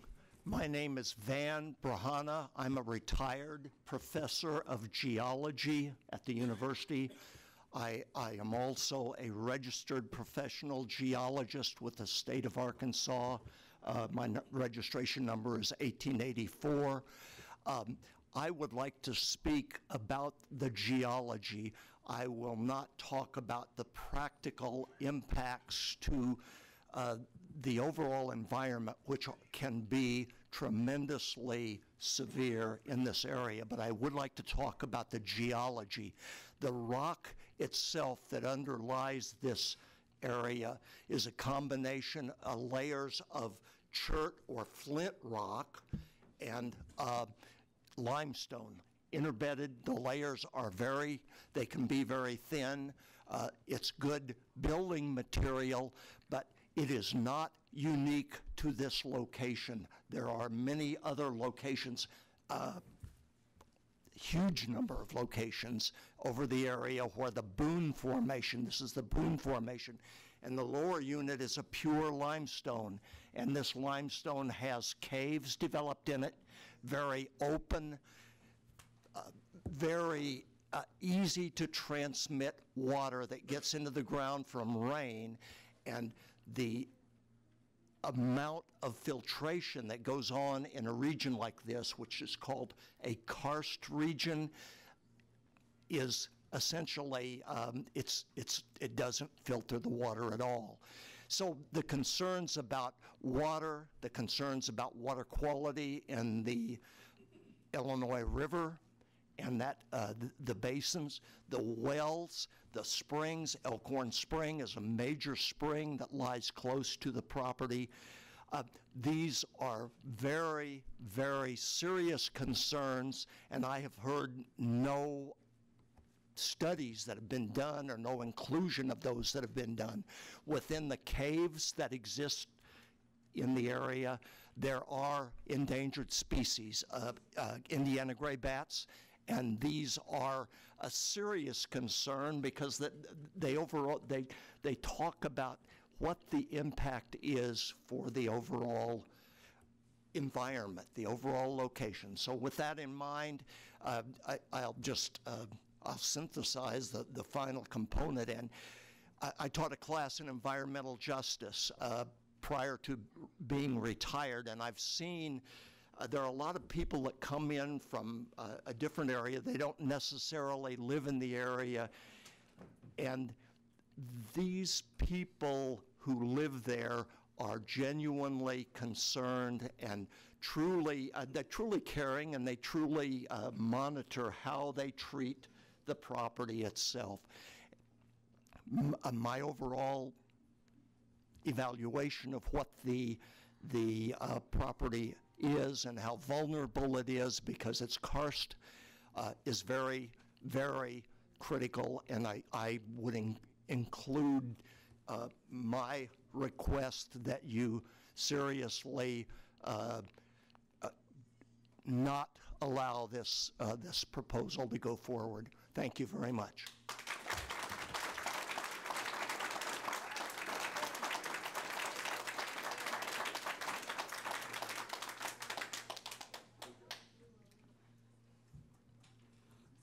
My name's Don Borntrager. I owned some land on Draper Road, and those of us in here who are from Draper Road are jealous of the folks on Greenboro for the way that road's been maintained and refurbed and so forth.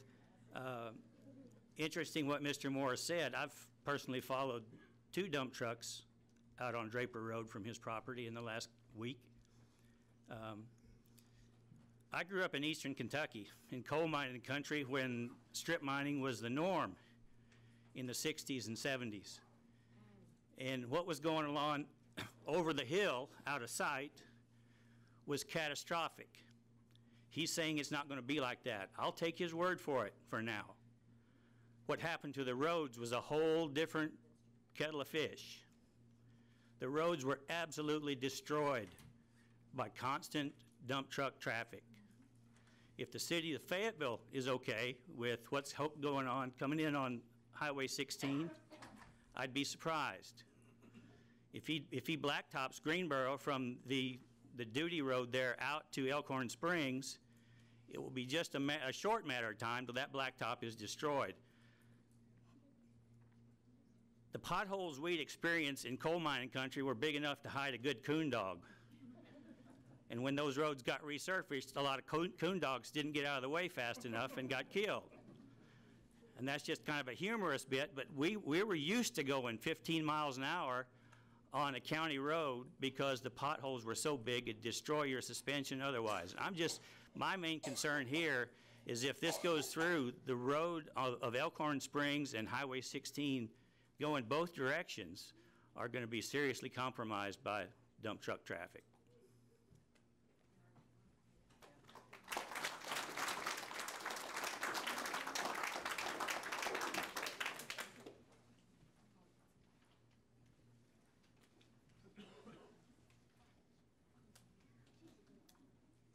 It's late.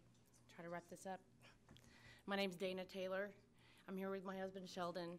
I'm also representing my mother and father-in-law. We all live on Draper Road. As the previous gentleman said, I think we've kind of been a little bit neglected in this whole thing. There is a north entrance to this area that they have used constantly. The logging trucks have come in and out of it. The dump trucks have come in and out of it. A day or so after we started putting up our signs of protest on January 31st, they were coming in and out all day long. Early that morning, they were using their engine brakes, which we're not even used to hearing. My husband bought this property 38 years ago when he was 19 years old. This is a dream piece of property for him. And like everybody else out there for a reason, we love this place. And we have been truly devastated by what has already happened. The trees are gone. We live north of this property, and the wind blows noticeably more now. And when it's dry and it's hot, all the dust comes up from that direction. I know they're talking about berms for Greensboro. I mean, I don't see any consideration for us other than the fact that there weren't even supposed to be any trucks on our road to begin with. And there obviously are. This gentleman has proven that he doesn't care for rules. I mean, with the permits and whatnot, and the trucks, you know, with all this pollution, we're going to be forced inside our homes. We have a small farm, very small. We've got goats, chickens, and a garden that we would like to eat out of. We grow organic food. We would like to try to eke out a small profit with it if we could, but I don't believe that this man's profit should take precedence over ours. You know, we really don't have anywhere else to go. This is our home, and the property values are going to bottom out. Even if we tried to sell, it wouldn't even be worth the effort. I'd like for you all to please say no to this permit. Thank you.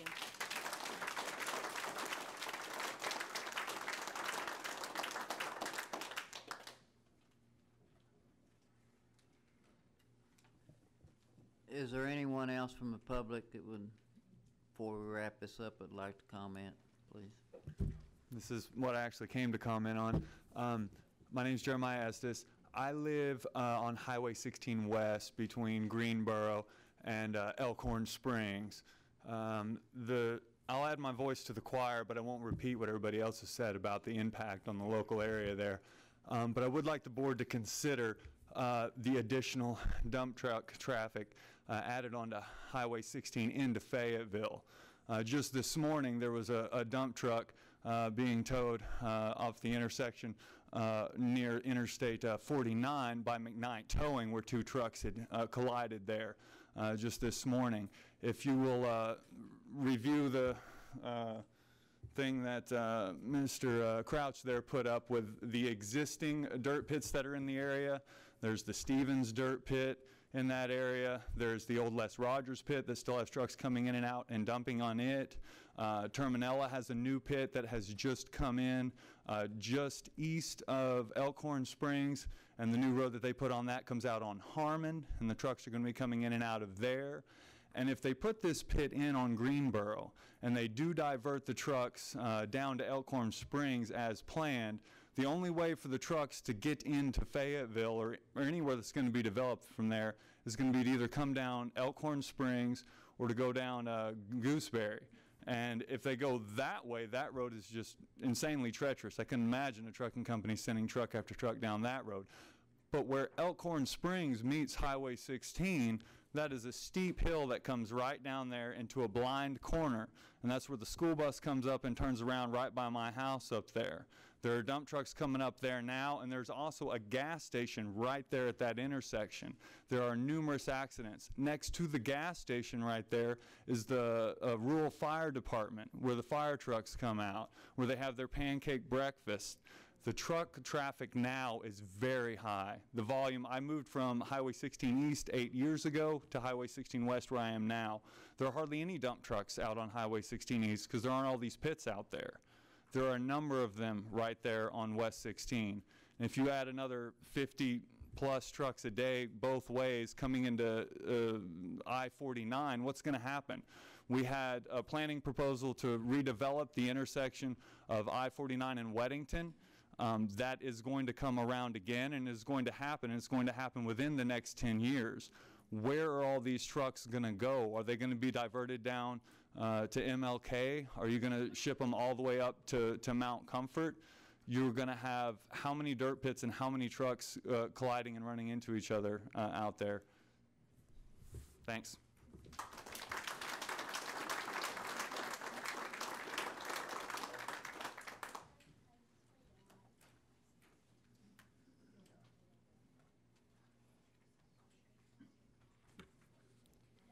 My name is Nancy Shook. I live on Goose Creek Road.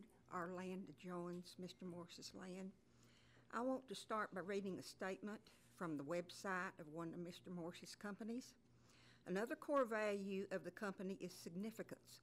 Our desire is to bless those around us with what we have been blessed with, because at the end of the day, our legacy is determined by the positive or negative impact we have on the lives we touch. Mr. Morse certainly did not consider the negative impact this strip mine would have on his neighbors. These have already been pointed out to the board. In a time when there's a huge concern for the environment and sustainability, how can Washington County, known for its green beauty, allow such a development? Do you want this next to your home? No, I don't think so. My husband and I attended the tech meeting of the strip mine. Mr. Gales stated that Mr. Morris was to widen and pave Green Bear Road. I heard Mr. Morris say to his engineer that he wanted the county to pay for half the cost. Why should Washington County taxpayers pay anything for a project for his own personal gain? The maps for this project state quarry, creek gravel, and red dirt. Mr. Crouch has stated that it would only be red dirt. I do not want any permit to be granted, but if one is, it must have ironclad words, very specific, that no one can misunderstand exactly what this permit is for. At the time we moved to the Illinois River Valley 40 years ago, we had a dirt road, there were 4 houses, the Illinois River was pristine with mussels and brown bass. Now the river is polluted, the mussels and brown bass have disappeared. We have had 200-year floods in the last 10 years. This is not that far from the Illinois River. I want to know how these 100-year floods are going to affect this. We're not against progress, but progress must not harm the majority of the people. 100% of the returned papers are against this proposal. I was very shocked last night to see what was on KNWA TV when they featured this. You as a group should go out and personally look at what he has done to destroy the land out there. It is unbelievable. Mr. Morris, here's a suggestion for your land. Develop a high-end exclusive housing development. There are breathtaking views from the top of the hills. Build customs homes. Let cattle be in the valley. If you can build a road, Mr. Morris, up to the top of these hills to get logs out, then you can build roads for vehicles to go up to houses. Thank you very much.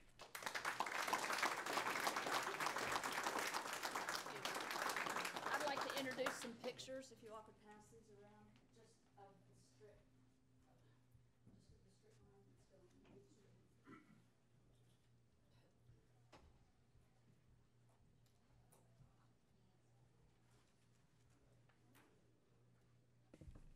Is there any other person that wants to, if you could, please not state previous concerns, just new concerns, please. My name's Angela Gooding. I live on Draper Road. I personally, myself, have about been hit by some of the dump trucks coming out off of Draper Road due to the other entrance to the Heritage Farm there. I have almost been late getting to the bus stop for my daughter to get onto the bus. In the mornings, there's some days that my daughter walks home from the bus stop to my house. My concern is these dump truck drivers are going way too fast down this road. They're gonna hit a kid. There's several kids out there that when the weather's nice and warm, they ride their bicycles. We have an elderly down there that they don't drive that fast. They put along, everybody knows, it's fine. Their reflexes aren't that fast. These dump trucks cannot stop as fast as a car can. They're gonna take somebody's life. He stated he has one dump truck. I personally have seen Elk, Brown, and another company on the side of these dump trucks that have been coming up and down Draper Road. There was a camouflage one that come down today. There's steadily been 3, 4 different companies coming in and out of Draper Road, hauling dirt out and hauling dirt in. Thank you.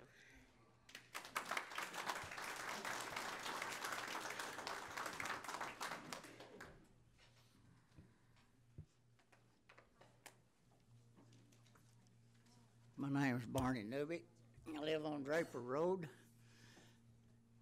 A lot of places on Draper Road where it comes off of 16 is 11 foot wide. The dump truck and the 18-wheeler dog truck is 102 inches wide.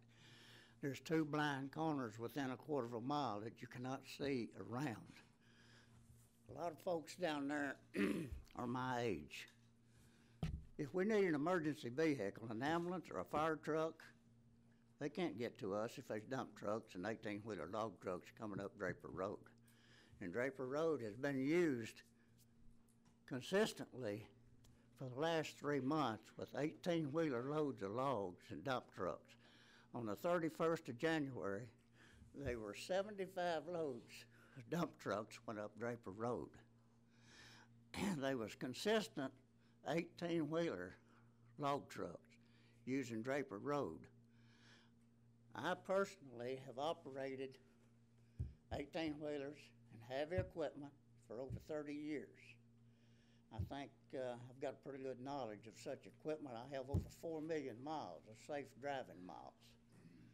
I can sit on my patio and see these trucks come in, these trucks exit Draper Road.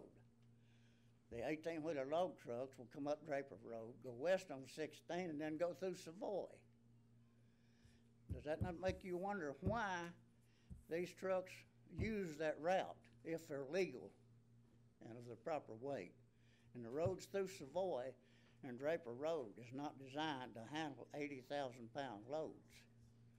Same way with your dump trucks.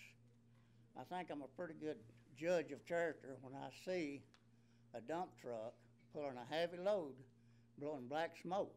I know it does not meet Arkansas emission standards. I plan to retire in July. I've worked hard all of my life.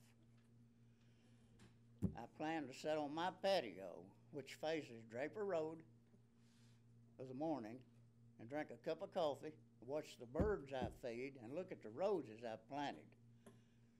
I can't do that today because my car, my patio tables, and my house is covered with dirt.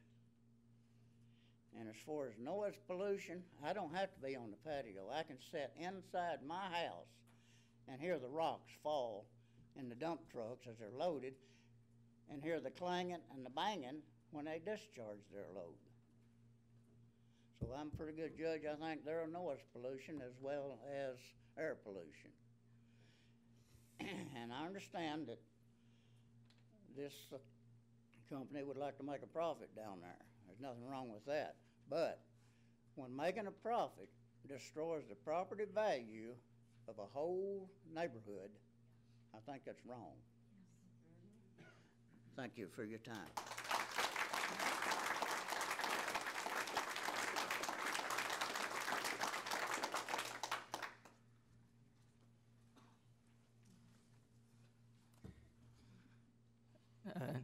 I speak a little low, but my name is Don Draper.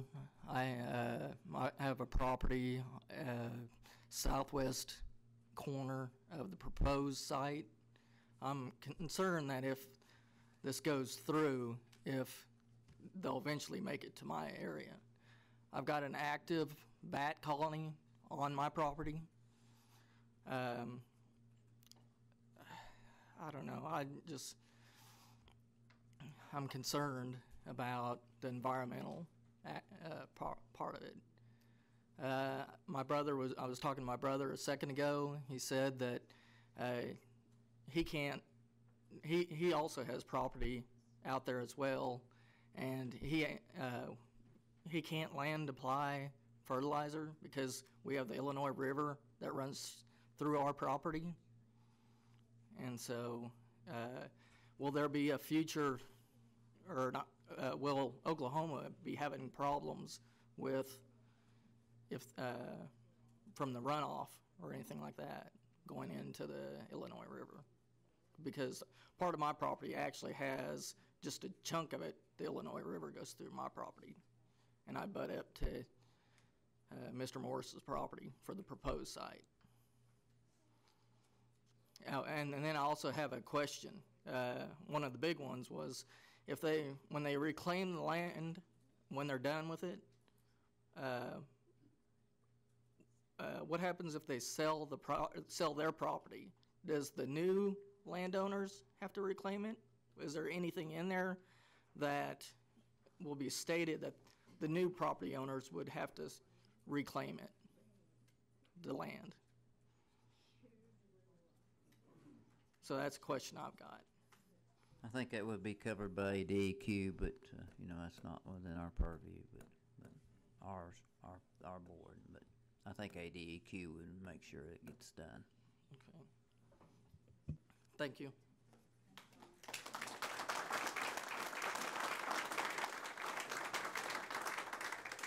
Save the bats. Okay.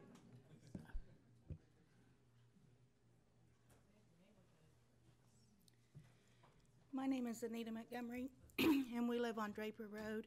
And I know there's been a lot of talk about safety and health, but I have a unique situation that I feel like needs to be brought up. We have a son who has special needs. We moved out into the country, just like everybody else, to get away from some of the distractions of city life. This would greatly cause additional health concerns for our son, who is 34 years old and still lives at home. Loud noises and other things that catch him off guard can trigger epileptic seizures, and with the noise level and stuff that is being produced, that's a concern. Additional dust, different things like that can also cause additional health concerns. So in addition to property values, everything that everyone else talked about, again, it shouldn't be at our expense, that he's able to make a profit, and that we moved out there knowing the property was zoned a certain way, and it's unfair to the majority of us to have to not be able to live the life we envisioned when we built a house out there. Thank you.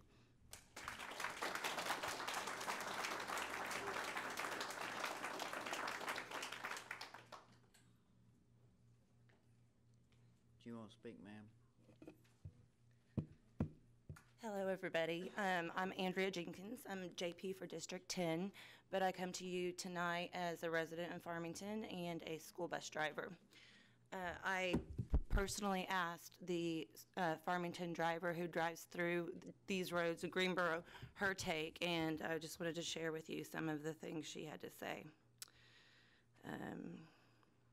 She said, "The main issue I have had is 2 near misses with pickups associated with the dirt farm who fly around the curves on that narrow road. One almost hit me a couple weeks ago." She said, "Dump trucks also go too fast. So far, I've only met 2 of them." She said, "The road is getting pretty bad right where they are going in and out. And then there isn't much space to meet a dump truck. Also, one of the men driving a green pickup almost hit the bus head on just before Cooper Sharp's house." That's a student of hers. "My yellows were on, and he gave me a finger salute and kept his truck stopped in the road angled behind the bus."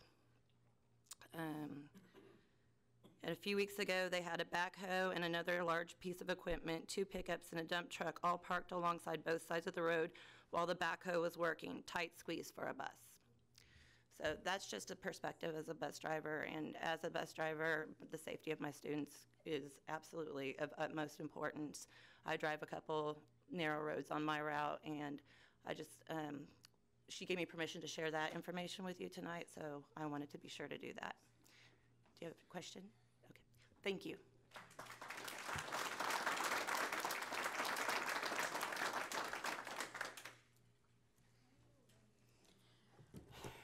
Hi, I'm Terry Spivey, and I live in the closest proximity to Mr. Morris's plan for the dirt pit. So, I mean, you've heard so many things that are really substantial concerns of us as a community, and I would just like to point out a couple of things for my personal thing.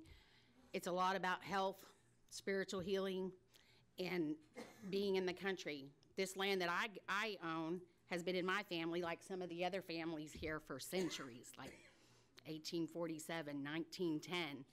A lot of these properties have been inherited from families that have generations of people who have been living there and raising their children, and that's what my plan is, and to be able to give this property to my child. So with that being said, some of the concerns that I have personally, I have a daughter who's hearing impaired. Those sound barriers, I promise you, they do not do anything for that. What I hear is amplified 20 times for her. She suffers from depression, anxiety, and this has greatly affected my child. that alone, I feel like, is enough to say, no, this should not be in my neighborhood. Mr. Morris here has said he's going to be a good neighbor. But my question to you, sir, is you're not even my neighbor. You have this property. You don't live there. You live in Springdale.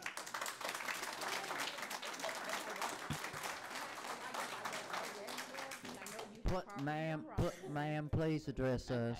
Please address us. He Thank says you. he wants to be a good neighbor, but he doesn't know any of us. I know a lot of my neighbors. And my concerns are my health for my child, what this is doing for me, sleeping. Rick, my neighbor, he's the firefighter. Both of us have the same thing with sleeping. I can sleep in my bed, but there is no way. You cannot hear this noise from these trucks. No way at all. The bus stops in front of my house. I've witnessed the trucks coming. You have a bus coming this way and a truck coming this way. I promise you that road is not wide enough for both of those. It's not wide enough for my little old car in the bus. I always stop, pull over, let the bus go through, but these trucks are not doing that. Yesterday, I left the Goodings property, just chatting with them a little bit, truck coming toward me. That was interesting because I didn't think they were supposed to be working. Then the next truck that come, if I had not stopped, we would have had a collision and had to call the cops. So this is serious. This isn't us not wanting Arkansas to grow. I'm all for growth, but I want to be able to sit in my yard with my family. I want to be able to have a conversation on my front porch with my daughter and her be able to hear me and not be hiding in her room because the noise is too much for her. I heard Mr. Morris say also in a meeting that if this was him, he would oppose it too. So as neighbors, we're opposing highly. So I hope you're listening to us and taking in all of our concerns because they're real. And we appreciate you siding with us and denying this permit, which I would also like to state, one of my big things is this hasn't even been granted. This work is done. It's already done. It's already prepared for a dirt pit. So how does that happen without obtaining first the permits to do it? So that's what I don't understand. Thank you for your time.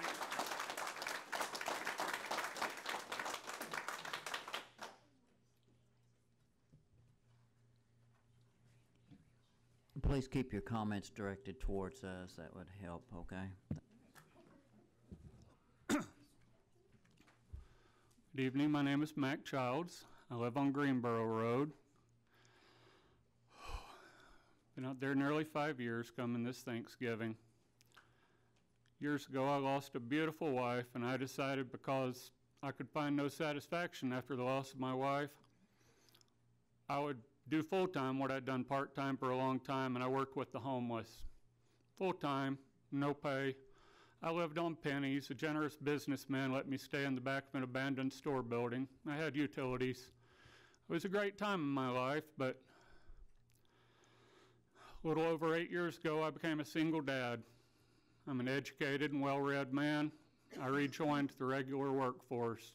I had no savings. I'd spent it all taking care of other people. I'm not bragging on me. It was what God led me to do. I looked at 61 properties on which to raise my daughter. 61. I looked at every one of them. I researched carefully. I looked for the prettiest, accessible place anywhere near West Fayetteville that I could possibly afford. My little house sits in the middle of nearly 3 acres, and it's got beautiful trees, deer, turkey, bobcats, coyotes. It's been pretty neat. When I first moved into that house, the man who was supposed to help me pour the footing, I did most of the work on the house, the man who was supposed to help me pour the footing just plain didn't show up. A neighbor who had worked a 70-hour week as a school teacher and dad, he came over and helped me pour the footing, and he wouldn't take a dime. I had money budgeted to pay somebody, but he wouldn't take a dime. I could tell you stories for the rest of the night about neighbors who during that time, and I've gotten to know a lot of my neighbors really, really well, and they've taken care of me in so many different ways. Being a single dad, small businessman, when my truck breaks down, you know what, I'm in deep trouble. I've had people just pop up and offer, people who had less than I do, and I don't have much. And they've offered me rides, they've offered me help, they've held my hands through the hard times, they've helped me work on my house. I live in a community full of people like that, like I've never seen before, and I've lived in some awfully nice communities of different income levels, different problems, different triumphs. I've only had one bad neighbor since I've been out there, one. I've only had one bad experience. I don't know if anybody here can guess who I'm talking about. She's 8. She's homeschooled. I could ask her right now, and I know that she could tell you an answer to a question I could ask every one of y'all, and every one of you would know it because your grandmama or your mama taught you when you were little. Most fundamental rule of our society is called what? It's called the Golden Rule. And the Golden Rule says, do unto others as you would have them do unto you. Now, Mr. Milholland's a very competent engineer, but I come from a different background of expertise. I grew up on a farm. My granddad was the inaugural member of the Arkansas Agricultural Hall of Fame. He was known far and wide all over the South as the premier soil man of the South. His name was Orville Childs. Check it out. I'm not shooting you any bull. I'm not bragging on Granddaddy, and what he did doesn't really reflect on me, but I grew up at his right hand. I grew up watching what he did. I went to countless soil conservation meetings, and if anybody tells you that they're going to graze cows, which this keeps coming back up, after they've destroyed the soil, that person's talking through their hat. My granddad would get a belly chuckle out of what we've been informed about this. If anybody would tell you that there's possibility of that road being compatible for school buses and trucks, got a picture yesterday of little Kylie standing beside my regular side pickup. With my dog. With her dog. There's about 2 foot on either side of her, yet my regular size pickup is touching the other side of the road. I could tell you stories for the rest of the night, and I know you're busy, and I know that we're all tired. I could tell you stories for the rest of the evening about neighbors who've been adversely affected. And we've said that maybe what he's doing wouldn't really harm Wells, but Terry, who doesn't really sleep anymore because she has the misery of living next to that opening to the mine that isn't really even open yet. Terry had a well that had worked well for years. As soon as they started the construction of those giant barriers, which it looks like he's supposed to be applying for a permit to do that part of the work from, this is dog's eye view, but when he started building those barriers, her well stopped working.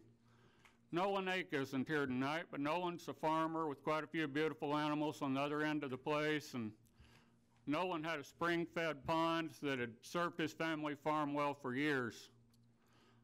I won't look at him because I'm disgusted with the man, but he drilled a well right across the property line from that spring-fed pond, and the next morning, that pond had 6 inches of water in the bottom when it had been full to the top for generations.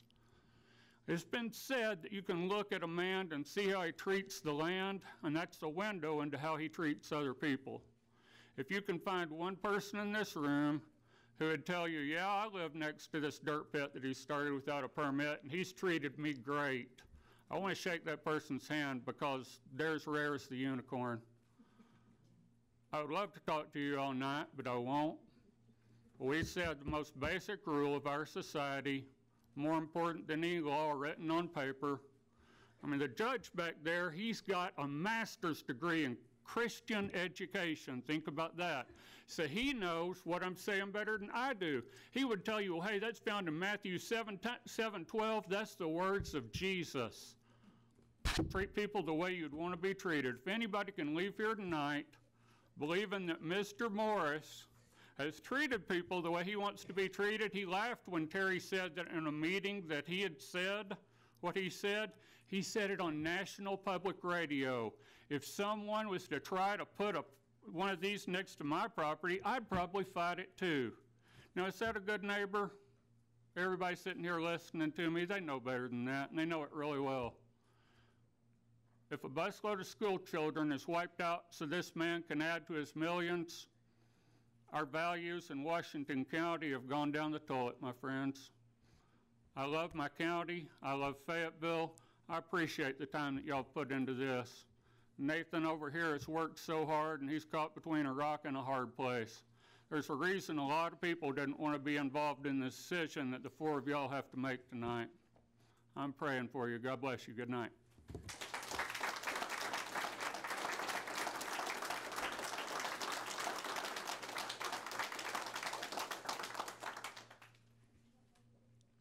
Is there any other comments that need to be made that hasn't been made?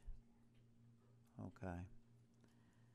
Seeing none, I'm going to close it to the public and bring it back to the committee for whatever your pleasure is.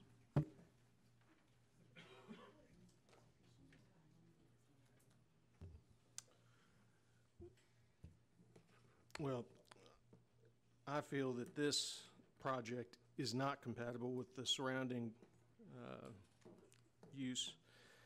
Due to its high impact nature, I think it's going to adversely affect property values and hinder the use and enjoyment of the surrounding properties. And for those reasons, I move that we deny Heritage Farms HICUP. There's been a motion. To hear a second? I'll second it. Okay. There's been a motion and second. Are there any other questions or comments before? My primary concern, Mr. Chairman, is that a lot of the action and reaction has primarily been toward the proponent rather than toward the actual conditions and the situation itself. And I'm concerned that the denial of this creates a precedent that would be a real problem for us in the future. My perception is that this is primarily a personal problem rather than a factual problem. Okay, there's been a motion and second. We're going to have 4 votes in favor, I think. And is that right, Brian? Because there's been one recusal, and so we'll have to have a majority of the board vote. Right. It'll take 4 votes to affirmatively do whatever it is. So your motion is to deny. It'll take 4 votes to actually deny the CUP. Okay, I think we probably better have a roll call and make sure we get this done properly. Philip Humbard. Yes. Walter Jennings. Yes. Joel Kelsey. Recused himself, sorry. Robert Dowdy. Yes. Neil Helm. Yes. Okay, then the denial is approved, so this, at this point, we've denied it.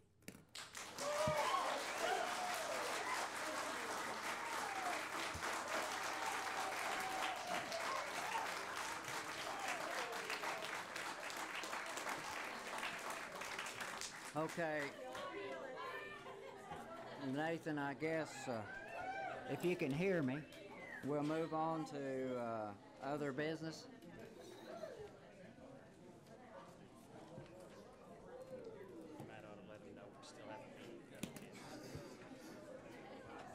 If you could quieten down just a little bit, we still have a meeting to conclude. I'd appreciate it. Make your comments outside. If it'd help us a bunch if you could do that, please.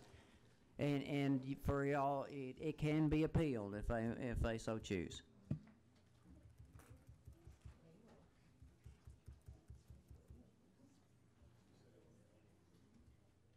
Thank y'all.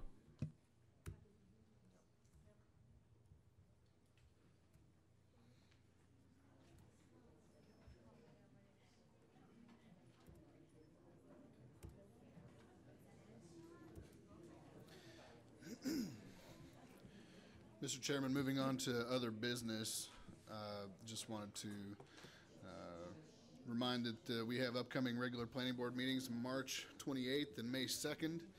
And March 28th meeting, you can expect my recommended changes to the minor subdivision code at that time. It's been a pretty heavy month with a couple of these projects, and wasn't able to hit it this time, but I'm going to get it for you next meeting. Thank you. That's it for other business. Okay. If there's no old business, then I'll entertain a motion to adjourn. So moved. Second. Out of here. If we can get outside.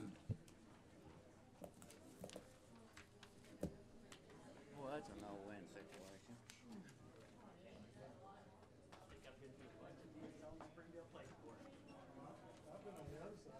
Yeah, you got him. Yeah. I told Philip, I said, I'm used to this. I said, when I first got on the Springdale Planning Board, we would start at 5, and some of those meetings would go till 11, 11:30 at night, and it was just consistent on this. So forth. And so at some point, we gotta go. My record, 6.5 hours. That was probably one of the months during the first year on the Springdale Planning Board. I was there till 2 o'clock in the morning. Oh my God.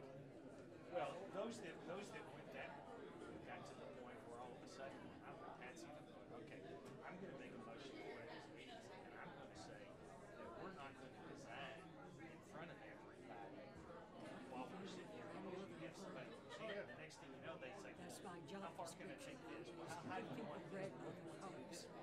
Hey, this is what the engineering architects are getting paid for. I would have voted the other direction. We did that, and Normally, I feel like the landowner's right. plus, they had a list of things that they had to do. Phillips passed so many things. But my It was perception like, was okay, that that's it. there had been abuse Got to in the where you take process. some of the plans into the city. It overrode. Oh, we want this land here. So you just walked in and said, would you please design my project for me?